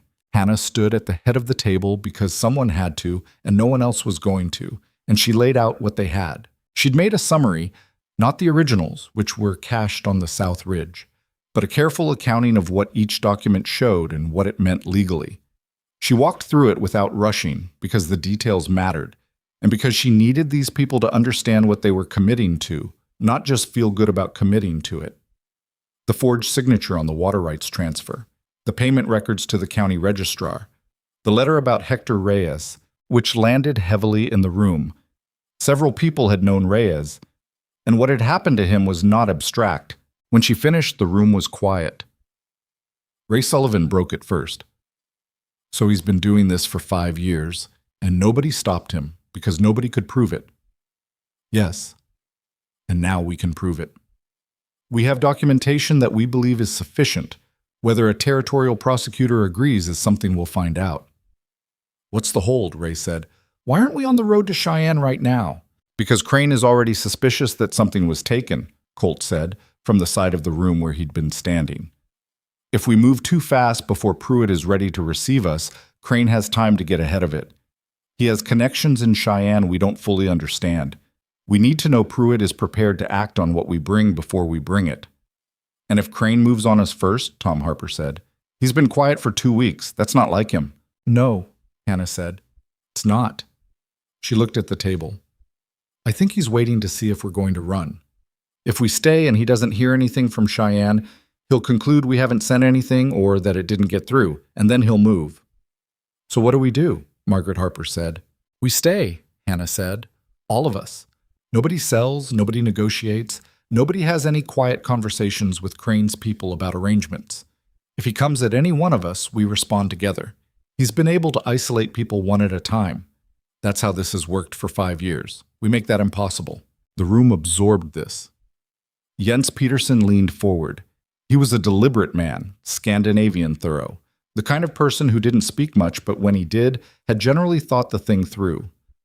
If he comes with armed men, he said, then we need to be ready to meet that, Hannah said. Not to start a shooting war, but to not be alone when it comes. A signal, Colt said. Agreed in advance. If anyone in this valley sees Crane's riders moving in force, they fire 3 shots and keep firing until they get an answer. Everyone who can ride comes. Like a militia, Ray said, and there was something in his voice that wasn't entirely unhappy about this. Like neighbors, Hannah said. Which is what you are. Which is what Crane has been preventing you from being for 5 years by keeping you afraid of each other. The quiet that followed was different from the previous one. It had a different texture, less the silence of people absorbing bad news, and more the silence of people finding their footing on new ground. They agreed, all of them, one by one around the table. Denny Voss last, his hands flat on the table in front of him, and when he nodded, it was with the look of someone who has made a decision that closes a door behind them and knows it. They rode home in the dark. The storm that had been threatening from the northwest all day had moved in while they were inside, and the first drops were falling as Hannah and Colt made the last mile to the ranch, fat and cold, the kind of rain that meant business. By the time they got the horses in the barn, it was coming down steadily. The kitchen was cold. Hannah built the fire while Colt unsaddled, and by the time he came in, she had the stove going and the coffee heating and was sitting at the table with the map of the valley she'd been working from for months, now covered in pencil marks that meant various things. He sat down across from her. She poured 2 cups without asking. "Pruitt," she said, "I know. We need to hear from him." "I know that too." He wrapped both hands around the cup. "Pete Aldis comes through again in 4 days. If there's a reply, it'll come with him." 4 days is a long time if Crane is building toward something. Yes. The rain hit the roof in gusts. The lamp flickered once and held. Hannah looked at the map and thought about 12 ranchers sitting around Bess Alderman's table, and about how much depended on a territorial commissioner in Cheyenne remembering a cattleman he'd met once years ago and deciding it was worth his professional risk to act on a letter that arrived without warning. "Can I ask you something?" she said. "Go ahead." "Pruitt, you said you met him once. What was he like?" Colt thought about it. "Careful," he said. "The kind of careful that isn't cowardice, more like he wanted to understand what he was looking at before he did anything. He asked more questions than most people in his position bother to ask." A pause. "He had a daughter with him, about 8 years old. She'd come along for some reason I can't remember, and while we were talking, she fell off a fence she'd been sitting on, and he stopped mid-sentence and went to her before he'd even thought about it. Just moved." He paused again. "I don't know why I remembered that, but I did." Hannah looked at him, at his face in the lamplight, which had the quality it sometimes got at the end of a long day. The guard was slightly lower than usual, not gone, but lower, and she could see more of what was underneath. The same weight she'd seen on the first day, quieter now, but still there. "The daughter," she said, carefully. "Lily." He was still for a moment, then, "Jessup told you." "Nobody told me specifically. I put it together." She kept her voice level. "You don't have to talk about it." "I know." He drank his coffee. Outside, the rain intensified, drumming on the roof with more urgency. "She's in Colorado with Eleanor's sister, Ruth. After Eleanor died, I wasn't in a condition to be what she needed. Ruth offered, and I said yes, and it was the right decision, and also—" He stopped. "Also the one you've been carrying ever since," Hannah said. "Something like that." He looked at the table. "She's 9 now. I've seen her twice in 4 years. She writes letters." He said it the way people say things that hurt in a specific, precise way that has not dulled with time. "She's got Eleanor's handwriting already. Same slant." Hannah sat with that for a moment. She didn't offer anything that would require him to manage her response to it. She just let it be what it was. "When this is over," she said finally, "you should go to her." He looked up. "When it's over," Hannah said. "Whatever it costs, whatever it takes to arrange. You should go get your daughter, or bring her here. She should know where she's from." She paused. "She should know her father." He was very still. Then he said quietly, "Yeah." Just the one word, but she heard what was in it. The reply from Pruitt came not in 4 days, but in 2, which meant Pete Aldis had pushed his route hard, which meant he understood the urgency, which meant Jessup had told him something. Pete arrived at the ranch directly, rather than at the post office, which he'd never done before, and handed an envelope to Hannah with the expression of a man delivering something he knows matters.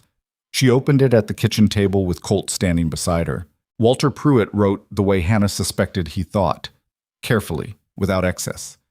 He confirmed receipt of the documents Colt had described.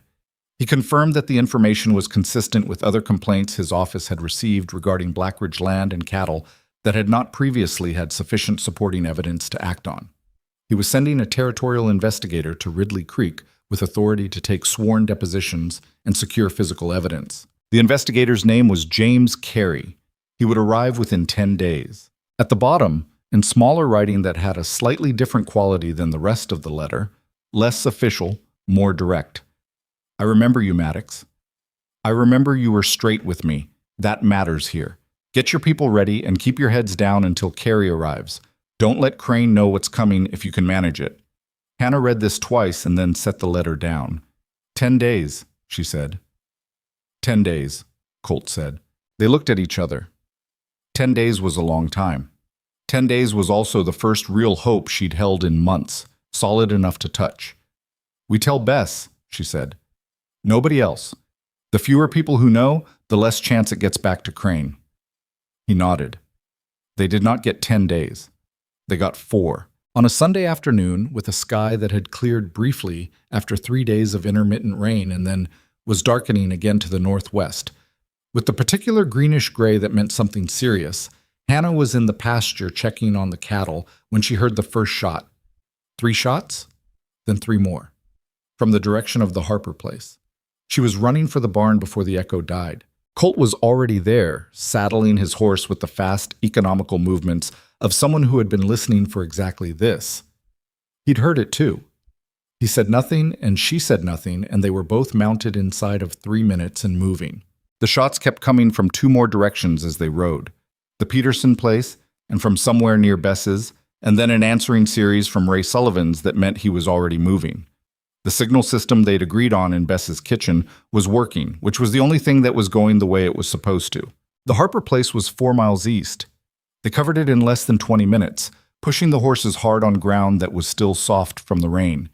And they came over the ridge above the Harper Valley to find 8 riders in a loose circle around the Harper homestead, 3 of them with torches, one of the outbuildings already on fire. Margaret Harper was in the yard with a shotgun. Tom was beside her. Their children were not visible, which Hannah hoped meant they were inside or running. Garrett was there, on his horse, watching the burning shed with the expression of a man who has moved from intimidation into something more serious and has not had second thoughts about it. "Last offer," Garrett was saying, as Hannah and Colt came down the ridge with Ray Sullivan and Jens Peterson arriving from the other direction almost simultaneously, the 4 of them converging on the yard in a way that changed the arithmetic of the situation visibly. "Mr. Crane will—" "You're burning my property," Tom Harper said. His voice was shaking, not from fear, Hannah thought, from rage that he was managing badly. "Accident," Garrett said. "These things happen." "It's not an accident," Margaret said. She had the shotgun leveled and her voice was steadier than her husband's. "And you know it." Hannah pulled up at the edge of the yard and looked at Garrett. He looked back at her with something that moved across his face quickly and was gone. Not quite surprise, but the specific expression of a man recalculating. "Maddox," he said, looking past her to Colt. "Garrett." Colt had the rifle across his saddle. He wasn't pointing it. He didn't need to. More riders were coming, Bess, on her gray horse, arriving from the north with 2 of the smaller operations behind her. The yard was filling up. Crane's 8 men were still there, still in their loose circle, but the circle had ceased to feel like a trap and had begun to feel like a liability. Garrett looked around at the assembled ranchers. He did a count. He was not a stupid man, and he did the math correctly. "This isn't over," he said. "No," Hannah said. "It's not. But tonight it is." She met his eyes. "Put out the fire and go back to wherever Crane is and tell him what you saw here. Tell him all of us. Tell him the number." Garrett looked at her for a long moment. Then he looked at Colt, at the rifle, at Ray Sullivan's face, which was doing nothing to conceal how much he wanted a reason.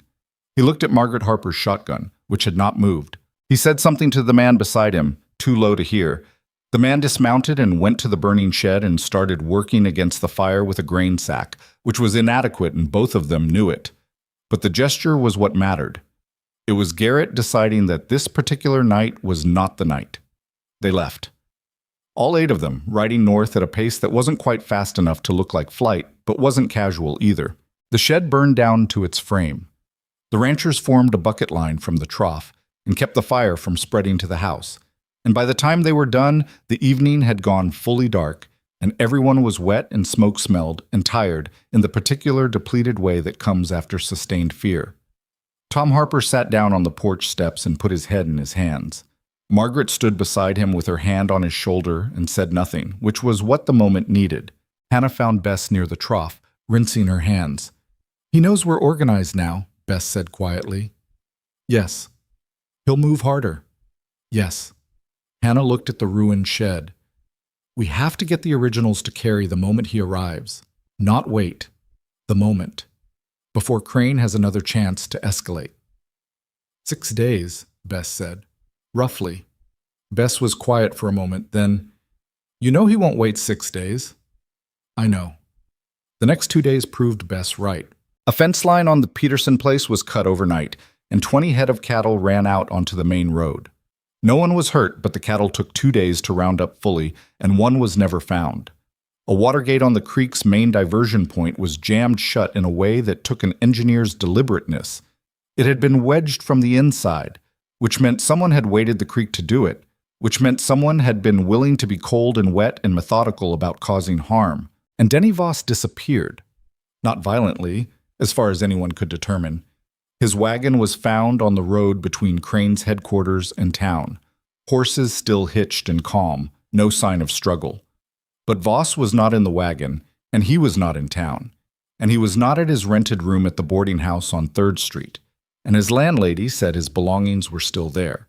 Which could mean several things, none of them straightforwardly good. Hannah told Colt about Voss on a Wednesday evening, sitting on the porch in the cold because she'd needed air and couldn't get it inside. If Crane has him, she started. Then Crane knows about Pruitt, Colt finished, which means he knows Carrie is coming, which means he'll move before Carrie gets here. They sat with this for a moment. The originals, Colt said.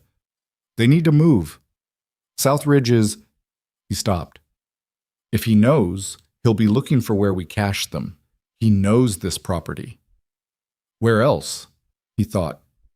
Bess, she's got a root cellar under the barn that most people in this valley don't know exists. Her husband built it, and he wasn't the sort to tell people what he had. Tonight, Hannah said. Tonight, he agreed. He rode out at midnight, the documents in the satchel, and Hannah stayed at the ranch because someone always stayed at the ranch now.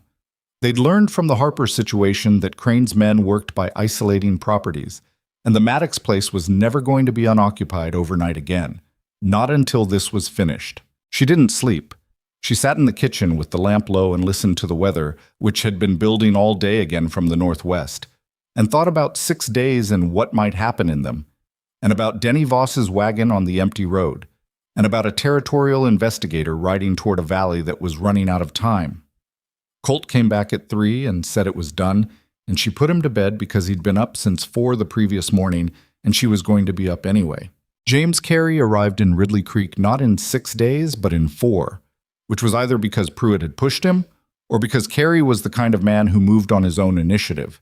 He was younger than Hannah had expected, mid-30s, compact, with the kind of watchful face that lawyers sometimes develop, and that she'd learned to read as a specific type of intelligence. The kind that processes everything and reveals very little. He found Hannah and Colt at the hotel at Jessup's direction, and shook both their hands and ordered coffee and sat down. Commissioner Pruitt sends his regards, he said. He also sends his apologies for the delay, and a note saying that what you sent him is more than sufficient for what we need to do, assuming the originals match the summary. They do, Hannah said. Then I need them as soon as possible. He looked at both of them with the direct, assessing attention of someone who had ridden several days to be here and was not interested in pleasantries. I also need sworn depositions from anyone who has direct knowledge of Crane's activities, as many as we can get as fast as we can get them. How fast do we need to move? Colt said. As fast as possible. A man named Voss was picked up by 2 of Crane's riders on Tuesday. We don't know where he is. Crane's legal team in Cheyenne filed an emergency injunction yesterday morning that appears to be aimed at blocking any territorial investigation into Black Ridge land and cattle pending a review of... It's complicated. He made a short, frustrated gesture. The point is, Crane knows something is coming. He's trying to get ahead of it legally, which means we need to move faster than his lawyers. The documents are at a property 4 miles west, Hannah said. We can have them here within 2 hours. Get them, Carey said, and get me your witnesses. What followed was the longest 2 days of Hannah's life, which was saying something.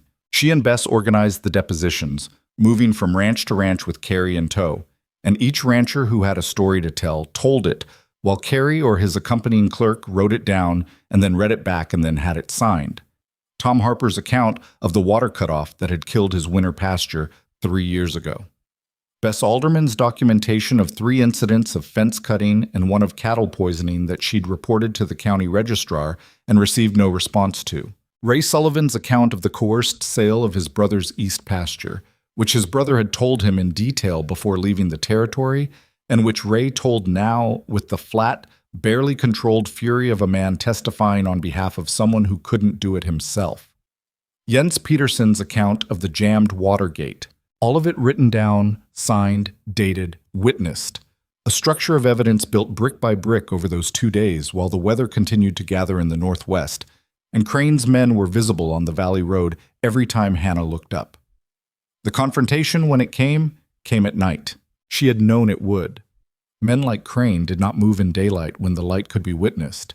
They moved in the dark, with numbers, and the numbers were supposed to substitute for the justification they didn't have. She heard them coming from a mile out, the sound carrying on the still air the way sound does in mountains ahead of its source. She'd been on the porch, unable to sleep again, and she woke Colt with a hand on his shoulder and 3 words, and he was up and moving before she finished saying them. They'd agreed, all of them, on what to do if it came to this. Colt had a rifle, and Hannah had the rifle they kept by the door, and there was a signal lantern on the porch that, swung 3 times, could be seen from Bess's Ridge. She swung it 6 times to be safe, and then they took their positions on either side of the porch and waited. 20 riders came through the gate, possibly more. It was hard to count in the dark. They came in a line and fanned out in the yard, and they had torches, and at the center of them, on the black horse, was Dillard Crane. He did not look like the man who had driven 4 days of legal maneuvering and lost sleep and was running out of room. He looked like a man in complete control of a situation he had designed, which was its own kind of information. It meant he still believed he could end this tonight, with enough force and enough fear. "Maddox," he said. His voice carried the same flat authority it had carried the first time. "This has gone far enough." "You're on my property," Colt said. "Same as last time. Same answer." "The territorial investigation your woman started is going to be shut down," Crane said. "I have lawyers who are very good at their jobs. Whatever you think you've built is going to fall apart, and when it does, you're going to be left here with nothing and no goodwill from me." He paused. "I'm giving you one last chance to take the offer. Both of you. Cash in hand by morning." The yard was silent except for the wind, which was picking up now from the northwest and smelled like rain. "No," Hannah said. She stepped off the porch and walked into the yard and stood where the torchlight could reach her. She was aware of how many men there were and how this looked, and she did it anyway because the alternative was to stand in the shadow and let Crane think the shadow was where she lived.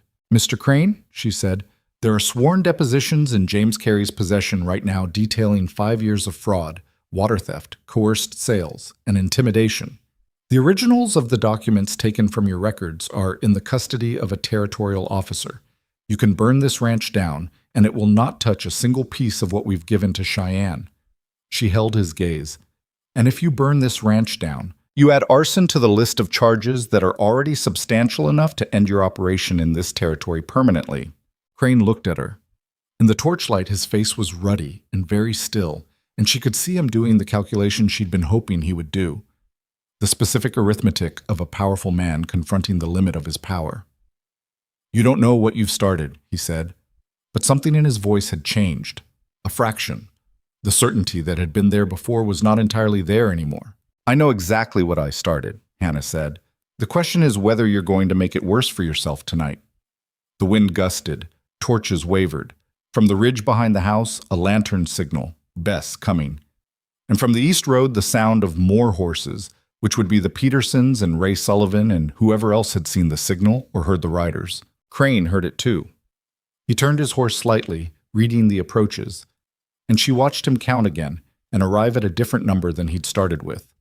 Garrett was beside him, closer now, saying something low that Hannah couldn't hear. Crane listened without expression. Then, from the north road, at the edge of hearing, not horses from the valley ranchers, but a different sound, the kind of organized movement that had a different quality, more uniform, more purposeful. 3 riders came through the gate. The one in front had a badge visible even in the torchlight, and behind him were 2 more men Hannah didn't recognize, and behind them were 4 more with territorial marshal's insignia on their coats. James Carey rode in last, still on the horse he'd been using for 4 days, and he looked approximately as tired as a man could look while still functioning. He pulled up beside Crane's horse and looked up at him with the expression of someone performing a task they have been preparing for carefully. "Dillard Crane," he said. I have warrants issued by the Territorial District Court of Wyoming, signed this morning in Cheyenne, for your arrest on charges including fraud, falsification of public records, coercion, and conspiracy to deprive settlers of their legal property rights." He reached into his coat and produced the papers.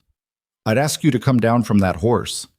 The yard was absolutely silent. Crane sat on his black horse for a long moment, and Hannah watched his face cycle through something. Not panic, not collapse, something more like the expression of a man watching a structure he built with his own hands come down, and finding that the thing he feels is not entirely surprise. He came down from the horse. Garrett made a movement, brief and instantly aborted when 3 of the marshals shifted simultaneously in a way that made their intentions clear. He put his hands up and did it slowly. The hired men, most of them, did the same. 2 tried to ease their horses toward the gate and were flanked before they made 10 feet. Hannah stood in the yard and watched it happen. The torches. The marshals. Crane's hands being cuffed behind him with a mechanical efficiency that had no drama in it, which somehow made it more real than drama would have. Garrett's red beard and his too still face as they put cuffs on him too. The hired men being sorted and counted. Colt was beside her. She wasn't sure when he'd stepped down from the porch. He was close enough that she could feel the warmth of him in the cold night air.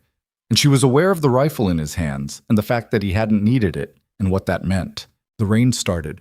Not slowly. The way the storm had been building for a week, it arrived with immediate intent. Fat drops becoming a downpour inside of a minute, and the yard became noise and movement as men and horses reacted to it, and the torches went out one by one. Hannah stood in the rain and let it hit her face.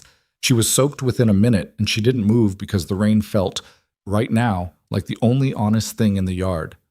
Uncomplicated, indifferent, falling on everyone equally. Carrie came to her side, water running off his hat brim. "The warrants cover the county registrar as well," he said. "We'll deal with him in the morning." "Voss," she said. Denny Voss. Crane's people took him." "We know. 2 men from Crane's operation are already in custody in Casper. Voss is with a doctor. He'll be all right." He paused. "Battered, but all right." She nodded. Carrie looked at her for a moment with the measuring attention she'd come to associate with him.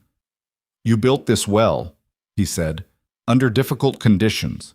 I want you to know that's not something I say often." "Thank you," she said. He went back to his men. Colt was still beside her. The rain was coming down hard now, and the yard had emptied of everything except the aftermath. The marshals finishing their work, the valley ranchers who'd arrived and were standing in small groups in the dark and the wet, and the last of the torches, extinguished now, still smoking in the mud. "It's done," he said. "Most of it," she said. "There's the trial, the county registrar, the injunction Crane filed, which Carrie will have to fight." "I know." He was quiet for a moment. "But the worst of it, the part we couldn't see around." She thought about that, about the last 8 months. The room off the barn, and the cold mornings, and the calving, and Voss's nervous hands, and Bess's kitchen, and 12 people at a table deciding to believe in something. And further back, the Wyoming kitchen, and her father's face and Clara's hands folded and unfolded on the tabletop. "Yes," she said, "the part we couldn't see around." The rain fell. The valley dark. All of it still there. The work, the damage, the things that would take time to rebuild. But Crane's empire was in custody, and the water would run, and in the morning the valley would wake up to a different kind of problem, which was the problem of what to build instead of what to survive. That was enough for tonight. That was more than enough. The morning after Crane's arrest came in gray and waterlogged, the valley smelling of wet earth and wood smoke, the creek running higher than it had in weeks. Hannah stood on the porch with her coffee and looked at the yard, churned to mud by the previous night's horses, boot prints, and torch circles pressed into the wet ground, and felt something she hadn't felt in long enough that she almost didn't recognize it. Not happiness exactly, something quieter. The specific feeling of a weight set down after being carried so long you'd forgotten what your body felt like without it. It didn't last more than a few minutes before the practical reality of what came next reasserted itself. But those few minutes on the porch with the coffee and the gray light and the sound of the swollen creek, she filed them away carefully, the way you file things you know you'll need later. Colt came out sometime around 6 and stood beside her and looked at the yard the same way she had and said nothing, which was right. "We need to fix the gate," she said finally. "I know. And the cattle need moving to the east pasture. The west section is too wet." "I know that too." He drank his coffee. "Hannah." "What?" "Let it be morning for 5 more minutes." She looked at him. At the sight of his face in the early light, the guard lower than usual, more visible underneath. She let it be morning for 5 more minutes. Then they went and did the work. The weeks that followed Crane's arrest were not the clean resolution that people imagine when they hear the word justice. Justice, as it turned out, was a process with paperwork, and the paperwork was extensive. James Carey stayed in Ridley Creek for 10 days taking additional depositions. The county registrar, a man named Buell, who had been collecting payments from Crane for 4 years, was arrested on a Tuesday morning at his own desk, which had a certain satisfaction to it that Hannah allowed herself for exactly as long as it took to walk back to the hotel. The trial was held in Casper. Crane's lawyers were good, and they fought every piece of evidence with the thoroughness of people being paid very well to do so. There were 2 weeks in August when it genuinely looked possible that the forged signature, the cornerstone of everything, might be excluded on procedural grounds. Hannah sat in a telegraph office for 4 hours waiting for a response from a document examiner in Denver, drank 3 cups of bad coffee, and did not show anyone in the room how frightened she was. The examiner confirmed the forgery. The motion was denied. Crane was convicted on 11 of 14 counts. The charge relating to Hector Reyes was reduced, which sat badly with Hannah and with Bess and with anyone who had known what had been done to him. It was a partial loss inside a larger victory, which was how most real victories actually worked. Crane was sentenced to 12 years. His empire was placed in receivership. The fraudulent water rights were invalidated, and by October the East Tributary ran free again. Buell served 2 years. His replacement was a woman named Adeline Marsh, who had been the assistant clerk for 6 years and had spent most of that time quietly documenting her employer's irregularities in a notebook she kept in her desk drawer. She handed it to Carey on her first morning as acting registrar with the expression of someone who has been waiting a long time to do exactly this. Hannah shook her hand and meant it. Denny Voss, recovered over 6 weeks, came to the ranch one November afternoon with his arm still in a sling and sat at the kitchen table and said he hadn't told Crane anything, that Crane had learned about Pruitt from somewhere else, and that he wanted Hannah to know that. "I know," she said. "It didn't matter in the end. It mattered to me." He looked at the table. "I keep thinking I should have done more, earlier. You gave us the layout. You gave us the schedule. You told us about Rudd." She set his coffee down. "Without that, none of the rest was possible. What you did mattered. Just because you did it scared doesn't mean you didn't do it." He looked up with the complicated expression of a person trying to locate their own courage in retrospect. By spring, he'd put money down on a piece of land on the North Fork, coming available in the receivership. He knew nothing about ranching. Hannah told him they'd teach him. He was a fair rancher inside a year, getting better. The cooperative started the way most useful things start, not as a plan, but as a conversation. It was Bess who said it first.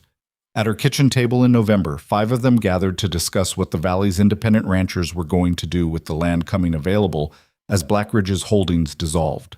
"Individually, we can each pick up a piece," Bess said, "or we can think differently. What Crane had that none of us had was scale, the ability to absorb a bad year without it being the end." She looked around the table. "There's no reason we can't have that collectively." Ray Sullivan was interested and suspicious simultaneously, which was his default. Jens Peterson did 3 minutes of careful thinking and then said they'd need a proper legal structure so no single person could override the others. Tom Harper asked if they could afford a lawyer. Hannah thought about the inheritance. Her mother's sister died the previous year, left her something modest and real that she'd been carrying in the back of her mind without knowing its purpose. "I can cover the legal costs," she said. Ray looked at her. "Why?" She answered honestly. "Because this valley took me in when I had nowhere to go. And because what Crane built here. I've seen that before, in smaller ways. People who decide having more means others have to have less. I've lived on the wrong side of that my whole life, and I'm not interested in building something that works the same way with different names on it." Ray was quiet for a moment. Then he turned to Bess and said, All right, tell me how this works. The Ridley Creek Independent Ranchers Cooperative was incorporated in March. 9 founding members, 2 more before the paperwork finalized. Shared water infrastructure, collective price negotiation, individual property protections. Imperfect from the start, Ray Sullivan had opinions about everything at Volume. The Peterson brothers and Tom Harper had a grazing dispute that took 3 meetings to resolve and left both parties annoyed in a low-grade, ongoing way. The cattle buyers from Casper tried picking them off individually twice before accepting they couldn't, and the price concession on the 3rd negotiation covered 3 families' winter expenses. Not perfect. Functional. Getting better with use, the way tools do. Lily Maddox arrived in April on the stage from Denver. She was 9 years old, had Eleanor's dark hair, and turned her careful, assessing look on Hannah before she'd fully looked at her father, which was not what Hannah had expected, and also, she thought, completely correct. Hannah was the variable, the unknown, the thing that required evaluation. Hannah held the look without flinching. Then Lily turned to Colt, and whatever happened in that reunion, 4 years compressed into a single point of contact. Hannah gave it room by looking at the mountains. When she looked back, Colt had his daughter's face in his hands, and his own face was doing something she'd never seen it do.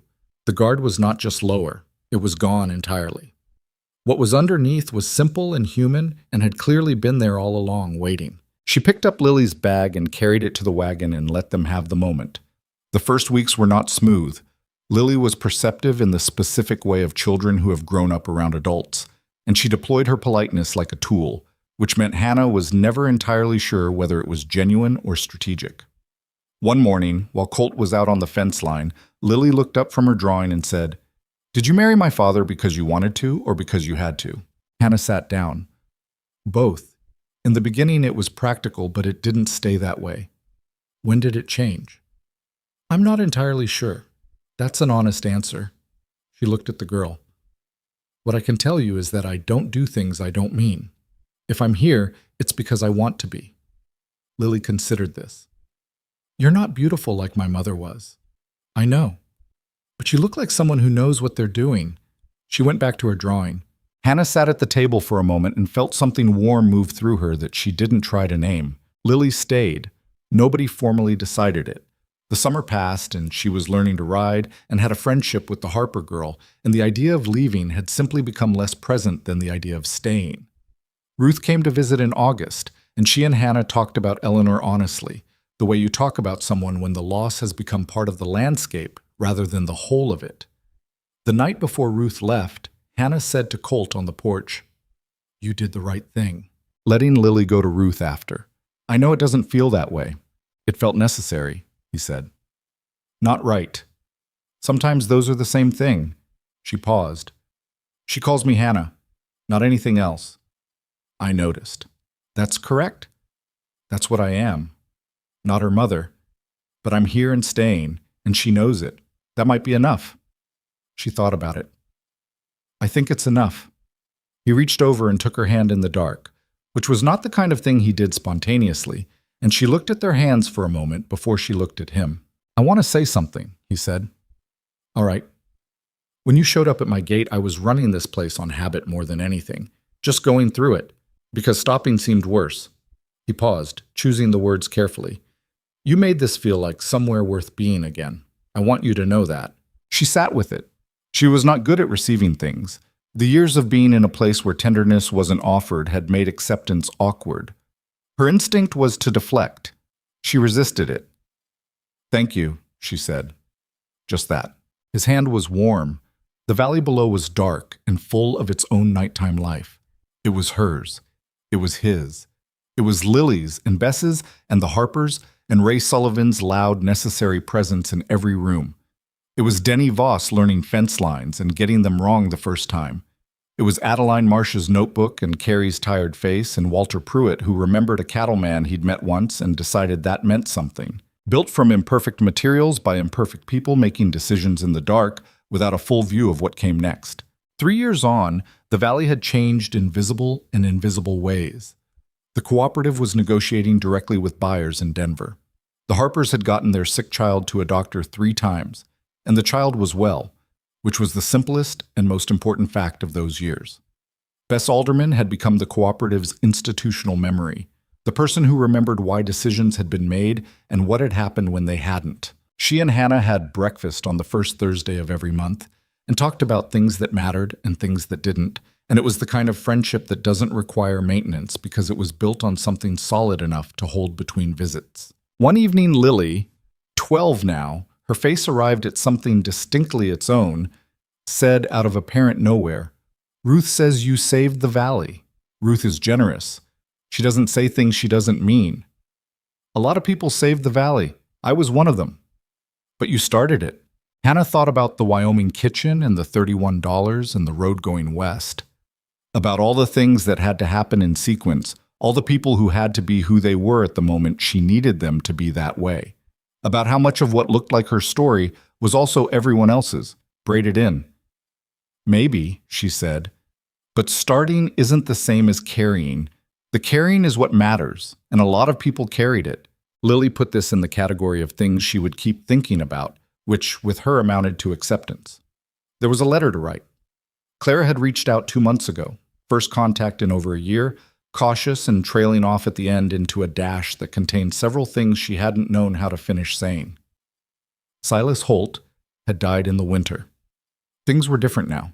She thought about Hannah sometimes. Hannah had been thinking about how to answer for 2 months, not whether that she'd decided quickly. Clara was her sister, and what had happened had not been Clara's fault. But the letter needed care, needed to say certain things plainly, and leave room for others to arrive slowly. She knew the core of it. She knew it the way she knew most important things. Felt first, understood after. "Come if you want to." "There's room." She would write it in the morning.